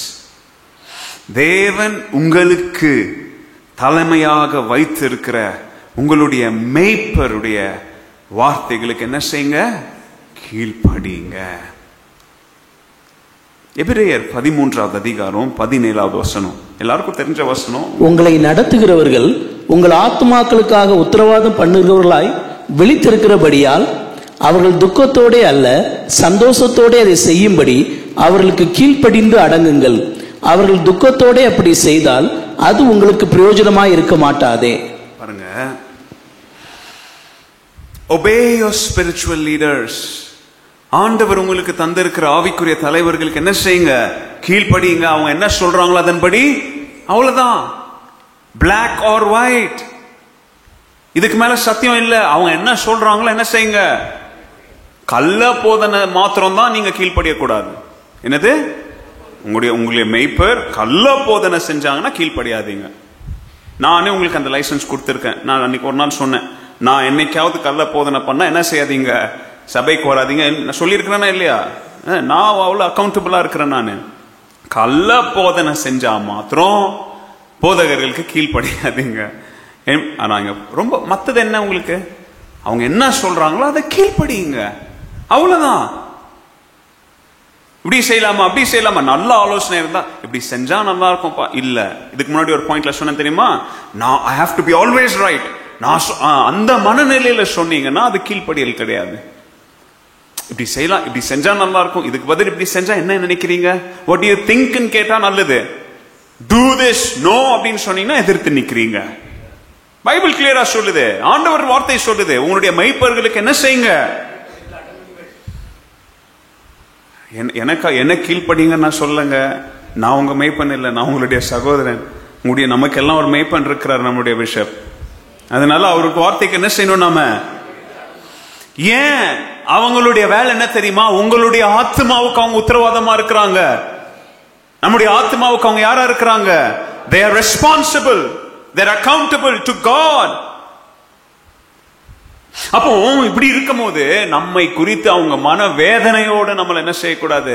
நமக்கு போதகரா இருக்கிறவங்க, நம்முடைய பாஸ்டர், நம்முடைய பிஷப் ஏன்டா இந்த சபைக்கு நம்ம போதகரா இருக்கிறோன்ற மாதிரி நீங்க நடந்துக்கிட்டீங்கன்னா பாருங்க, என்னது அப்படி நடக்க கூடாது. ஏன்னா you have to be people who bring joy to them, not sorrow. அப்படி நடக்கலனா அது உங்களுடைய நன்மைக்கு இருக்காது. Bible is very clear. அவங்க உங்களை குறிச்சு மன வேதனை அடைஞ்சாங்கன்னா, இவங்களுக்கெல்லாம் பாஸ்டரா இருக்கிறோமே, இவ்வளோ போதனை பண்ணி ஒன்னும் கீழ்ப்படிய மாட்டேதுன்னு சொல்லி உங்களை குறித்து உங்களுடைய தகப்பன் மன வேதனை அடைஞ்சா உங்களுக்கு அது பெனிஃபிட் இல்ல. Bible is very clear on that. Contribute to their joy. Pavul கேட்கிறாரு, எபிரேயரை பவுல் தான் எழுதினாரு, நான் சொல்றேன். பவுல் ரொம்ப கிளியரா கேட்கிறாரு, ஏன்பா அவங்களே அவ்வளவு சுமையில நடக்கிறாங்க, அந்த சுமையில நீ இன்னொரு சுமையை ஆட் பண்ணுமா? அதுதான் அந்த வார்த்தையுடைய அர்த்தம். அவங்களே நூற்றுக்கணக்கான குடும்பங்களை சுமந்துக்கிட்டு உங்களுக்காக ஜெபம் பண்ணிக்கிட்டு அந்த சபை இந்த சபை மற்ற காரியங்கள் என்னென்னத்தையோ சுமக்கிறாங்க. அந்த சுமையில நீ போய் தேவையில்லாம இன்னொரு சுமைய சுமத்துறது உனக்கு ஆசீர்வாதமா? சுமை நான் சொல்றது என்னத, ஐக்கியம் இல்லாம நீங்க செய்யற செயல்களை சொல்றேன். நம்ம ஏன் சும்மா பாஸ்டர் இல்ல, உங்களுக்கு மெய்ப்பனா அவங்க செய்ய வேண்டிய வேலைகளை நான் சுமைன்னு சொல்லல. பிரச்சனை கொடுக்கிறது, துன்பப்படுத்துறது, காசிப் பண்றது, கட்டாம இடிக்கிற வேலையை குறிச்சு நான் சொல்றேன். நான் சொல்ல, பவுல் சொல்றாரு, ஏன் அந்த எக்ஸ்ட்ரா பர்டனை அவங்க மேல தூக்கி போடுறீங்க? Remember, church leadership is God ordained and not voted by popularity. தேவனுடைய திருச்சபையின் மெய்ப்பன் அது தேவன் நியமித்தது, ஜனநாயகமா நம்ம சேர்ந்து ஓட்டு போட்டதல்ல. Submission to spiritual authority reflects our submission to Christ. உங்களுடைய போதகர்களுக்கு நீங்க கீழ்ப்படிஞ்சீங்கன்னா அதோடைய அர்த்தம் நீங்க தேவனுக்கு கீழ்ப்படுகிறது அடையாளம். இவனுக்கு நான் ஏன் கீழ்ப்படியணும், உங்களுக்கு நான் ஏன் ஸ்தோத்திரம் சொல்லணும்? அது யாருக்கு செஞ்ச மாதிரி? அது தேவனுக்கு நீங்க செய்த மாதிரி. அது ஏன்னா அந்த திருச்சபைக்கு தலை யாரு? திருச்சபையின் தலை ஆண்டவர் கிறிஸ்து. சபையை கவனிச்சுக்கோன்னு சொல்லி தோட்டக்காரன் வேலையை தான் ஆண்டவர் எங்க கிட்ட கொடுத்திருக்காரு. நீங்க என்ன தோட்டக்காரனை நீங்க அவமதிக்கிறது யார் அவமதிக்கிற மாதிரி? தோட்டத்தின் உரிமையாளர், ஓனர். 1 Corinthians chapter 14 verse 40 அதுல பவுல் அழகா சொல்லி தராரு, எல்லாமே ஒழுங்கும் கிரமமுமா செய்ய என்ன செய்யுங்க, கவனமா இருங்க, எச்சரிக்கை உள்ளவர்களா இருங்க. உங்களுக்கு கற்றுத்தரேன் சப்மிஷன். இதை நான் கொஞ்ச நாளைக்கு முன்னாடி உங்களுக்கு பிரசங்கம் பண்ணும்போது இந்த வார்த்தையை நான் சொன்னேன். Submission is not weakness. நீங்க தாழ்மையா போறீங்க பாத்தீங்களா, அது உங்களுடைய பலவீனம் அல்ல, அது உங்களுடைய ஆவிக்குரிய விஸ்டம். தாழ்மையா போறது உங்களுடைய பலவீனம் அல்ல, அது உங்களுடைய ஆவிக்குரிய தெய்வீக ஞானம். நிலந்து கற்றுக்கொள்ளுங்க. சபையில நீங்க ஊழியக்காரங்களுக்கு நீங்க கீழ்ப்படிஞ்சு நீங்க தாழ்மையா நடந்தீங்கன்னா நீங்க பெரிய ஆளா இருக்கலாம். அதற்காக நீங்க கோலை ஆயிட்டீங்க, அதற்காக நீங்க ரொம்ப ரொம்ப வீக் ஆயிட்டீங்க இல்லைங்க. அதுதான் பரிசுத்த ஆவியானவர் உங்களை கண்ட்ரோல் பண்ணி அந்த பலத்தை அடக்கி யாருக்கு நீங்க சப்மிட் பண்ணணும் அப்படின்றத உங்க வாழ்க்கையின் மூலம் அவர் வழி நடத்துகிறார் பாத்தீங்களா?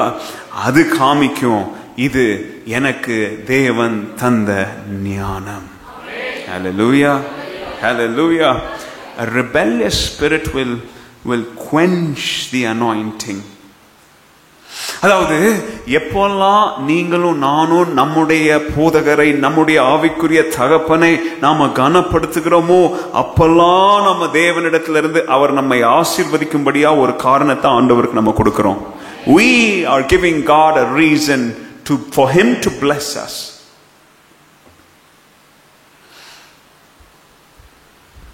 சங்கீதம் 105 don't touch my chosen people.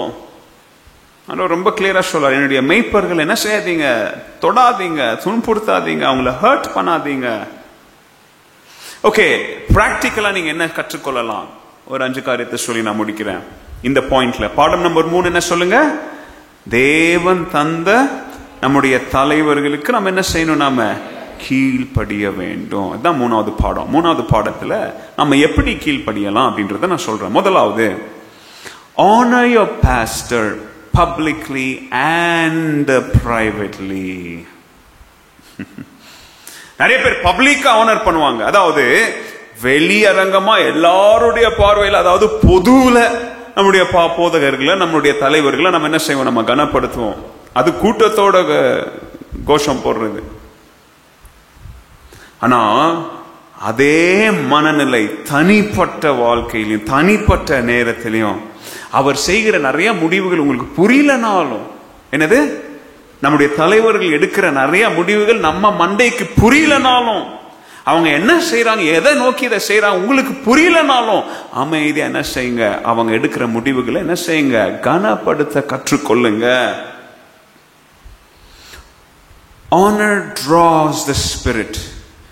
நம்முடைய தலைவர்களை நாம் கனப்படுத்தும் போது பரிசுத்த ஆவியானவரை நாம் என்ன செய்யறோம்? நாம பிரியப்படுத்துகிறோம்.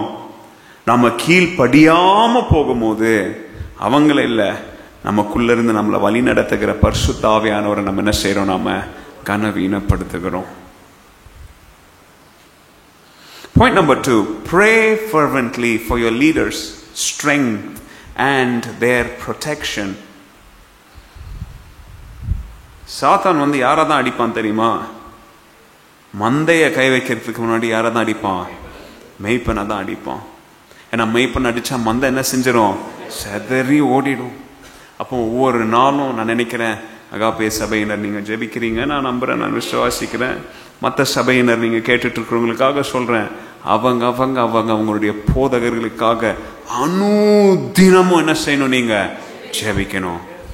ஆண்டவரே, அவங்களுக்கு நல்ல புத்தியை தாங்க, நல்ல அறிவை தாங்க, நல்ல ஞானத்தை தாங்க, நல்ல சுகத்தை தாங்க, அவங்களுடைய தேவைகளை சந்திங்க அப்படின்னு சொல்லி அவங்களுக்காக ஒவ்வொரு நாளும் you have to pray for their strength, for their protection. கொஞ்ச நாளைக்கு முன்னாடி டேவிட் லிவிங்ஸ்டன் பத்தி உங்களுக்கு சொன்னா, காட்டுக்குள்ள அவரை கொல்ல போனாங்க. அநேக வருஷங்களுக்கு அப்புறம் அவர் சர்ச்சுக்கு வந்தாரு, அந்த சாட்சிய சொன்னாரு. உடனே சர்ச்சுக்குள்ள ஓடி போய் ரெஜிஸ்டர் தூக்கிட்டு வந்து சொன்னாங்க, ஐயா நீங்க நான் சொன்ன சம்பவம் என்னைக்கு நடந்துச்சு? ஓ, இந்த டேட்ல நடந்துச்சு. ஏன் உங்களை கொல்லல? அவன் சொன்னான், 39 ராட்சகர்கள் உங்க வீட்டை சுத்தி நின்னாங்க. ஐயோ ஐயா, அன்னைக்கு ராத்திரி 7 மணிக்கு அதே நேரத்துல 39 பேர் இங்க நாங்க உங்களுக்காக என்ன பண்ணிட்டு இருந்தோம்? ஜெபம் பண்ணிட்டு இருந்தோம். சம்பவத்தை மறந்துடாதீங்க. நீங்க ஜெபிக்கிற ஜெபங்கள் உண்மையாகவே ஆண்டவர் அவைகளை செயல்படுத்துகிறார். Hallelujah. Hallelujah. Point number 3, correct yourself before criticizing others. அர்த்தவனை கிரிட்டிசைஸ் பண்றதுக்கு முன்னாடி முதல்ல நீங்க நம்ம வாழ்க்கையில் இருக்கிற பிரச்சனைகளை நம்ம கரெக்ட் பண்ணிக்கலாம். இன்னொருத்தனை கிரிட்டிசைஸ் பண்றது ரொம்ப ஈஸி. சொல்லி கொடுத்துருக்காங்க பாஸ்டர். ஒருத்தனை இப்படி என்னது இப்படி கை நீட்டும் போது 3 விரல் யார் மேல எவ்வளவு புத்திசாலியா ஏமா இதை கண்டுபிடிச்சிருக்கலாம் பாருங்க, இல்லையா? அர்த்தவனை கிரிட்டிசைஸ் பண்றதுக்கு முன்னாடி முதல்ல நம்மளுடைய வாழ்க்கையில் இருக்கிற காரியங்களை நம்ம கரெக்ட் பண்ண வேண்டியதா இருக்கிறோம். முதல்ல நீங்க வீட்டுல உட்காந்து, பெற்றோருக்கு நான் சொல்றேன், முதல்ல உங்க வீட்டுல உங்களுடைய போதகரை குறித்து, உங்களுடைய தலைமைத்துவத்தை குறித்து பெற்றோர் வீட்டுல கேவலமா பேசினா பிள்ளைங்க எங்க உங்களுடைய ஆவிக்குரிய தலைவர்களை மதிப்பாங்க? சபை எப்படி மதிப்பான்? கரெக்டா? இந்த ஸ்கூல் ஆரம்பிச்சிருச்சு இந்த வாரம், இல்லையா? நிறைய பேருக்கு போன வாரம் ஆரம்பிச்சிருச்சு. என் பிள்ளைங்களுக்குலாம் இந்த வாரம் தான் ஆரம்பிச்சது. இந்த போன வாரத்தில் பேரண்ட்ஸ் டீச்சர்ஸ் ஏதோ ஒரு ப்ரோக்ராம் வச்சாங்க. அப்போ அதில் இந்த பிரின்சிபல் சொன்ன ஒரு காரியம், அவங்க சொன்னாங்க, பெற்றோரே தயவு செய்து ஸ்கூலை பற்றி, டீச்சர்ஸை பற்றி உங்க பிள்ளைங்க முன்னாடி என்ன பண்ணாதீங்க, நெகட்டிவா. பாருங்க எவ்வளவு அறிவா சொல்றாங்க அவங்க. தயவு செய்து ஸ்கூலை பத்தி, பிரின்சிபலை பத்தி, உங்க டீச்சருங்களை பத்தி என்ன செய்யாதீங்க. அச்சாங்களா இன்னைக்கு ஒண்ணு, அவெல்லாம் டீச்சர் அப்படின்னா அவங்க பிள்ளை மனசுல அப்படின்னு நேரம். ஏன்னா இன்னைக்கு அப்படி பண்ணாங்களா ஸ்கூல்ல? வீட்டுக்கு வந்திருக்கோங்க பாரு ஸ்கூல்ல இதெல்லாம். இன்னொருத்தன் அவன்கிட்ட சொல்றது, ஒருத்தன் மூஞ்சி தூக்கிட்டு வந்திருப்பான், என்னடா ஆச்சு இன்னைக்கு ஸ்கூல்ல டீச்சர் திட்டினாங்க, என்ன நடந்திருக்கும்னு தெரியாது, யார்ட்டையோ போன்ல பேசிட்டு இருக்கோம், அது ஏதோ ஸ்கூல்ல ஏதோ தரதுல அவனை திட்டி இருக்குது. யார பத்தி? அவங்க சொல்றாங்க பிரின்சிபல், தயவு செய்து ஸ்கூலை பத்தி டீச்சர்ஸை பத்தி உங்க பிள்ளைங்க கிட்ட என்ன செய்யாதீங்க, நெகட்டிவா எங்க இமெயில் தரோம், ஏதாச்சும் இருந்தா டைரக்டா என்ன பண்ணுங்க. ஏன்னா உங்களை விட உங்க பிள்ளைங்களை ரொம்ப ஒரு நாளைக்கு 8 மணி நேரம் எங்கதான் இருக்காங்க அவங்க. எங்க ஒரு உலக ஸ்கூல்ல இப்படி அவங்க பேரண்ட்ஸ் இருந்து எதிர்பார்த்தாங்கன்னா, தேவனுடைய வீட்டுல ஆண்டவர் அவருடைய ஸ்தானத்துல நிக்க வச்சிருக்கிற ஒரு ஷெப்பர்டை குறித்து சபையார் நீங்களும் நானும் எப்படி கவனமா நம்ம கையாள வேண்டும் அப்படின்றத உங்க கண்ணுக்கு முன்னாடி கொண்டாங்க. Teach your family submission. என்னவா இருக்கட்டும், உங்ககிட்ட வந்து உங்க பிள்ளைங்க அல்லது பெற்றோருக்கு சொல்றேன், அல்லது கணவனுக்கு சொல்ற உங்களுடைய மனைவி வந்து, அல்லது மனைவிக்கு சொல்ற உங்களுடைய கணவன் வந்து உங்களுடைய திருச்சபை குறித்து என்னதான் நெகட்டிவா என்னதான் குறை சொன்னாலும் அவங்க முன்னாடி அவங்களை நீங்க என்ன செய்யக்கூடாது. நீங்களும் கேவலமா பேசுனீங்கன்னா கட்டில நீங்க என்ன செய்றீங்க, இடிக்கிறீங்க. Model respect in your home. ஏன்னா பாஸ்டர் மேலேயே கனத்தோடு வளர்க்கப்படாத ஒரு பிள்ளை தேவன் மேல கனத்தோடு அது என்ன செய்யாது, வளராது.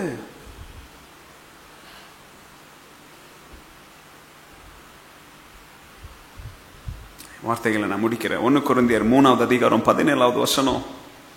1 Corinthians chapter 3 verse 17, God will destroy anyone who destroys this temple.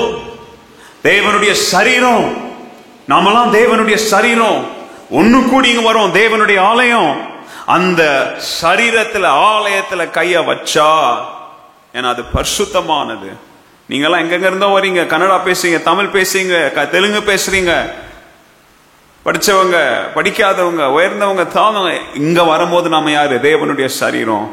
இந்த சரீரத்தை யாராவது உடைக்கணும்னு நினைச்சா, இந்த சரீரத்தை யாராவது கொல்லணும்னு நினைச்சா, பைபிள் சொல்லுது என்னது, தேவன் he will destroy.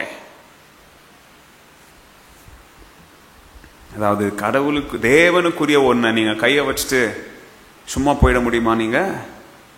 இல்லையா?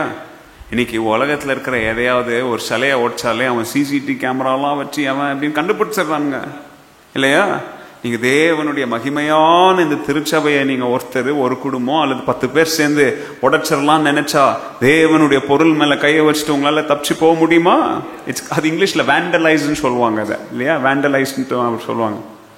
தேவனுக்குரியதை வேண்டலைஸ் பண்ணிட்டு நீங்களும் நானும் தப்பிக்க முடியுமா? என்னையும் சேர்த்துக்கிறேன். நான் இவன் நான் உத்தமானான்னு கேட்காதீங்க, என்னையும் சேர்த்துக்கிறேன்.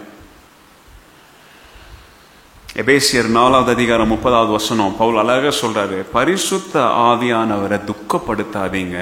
Don't grieve the Holy Spirit. Okay, let me finish this. இதோட நான் முடிக்கிறேன், டைம் ஆயிட்டு நான் முடிக்கிறேன்.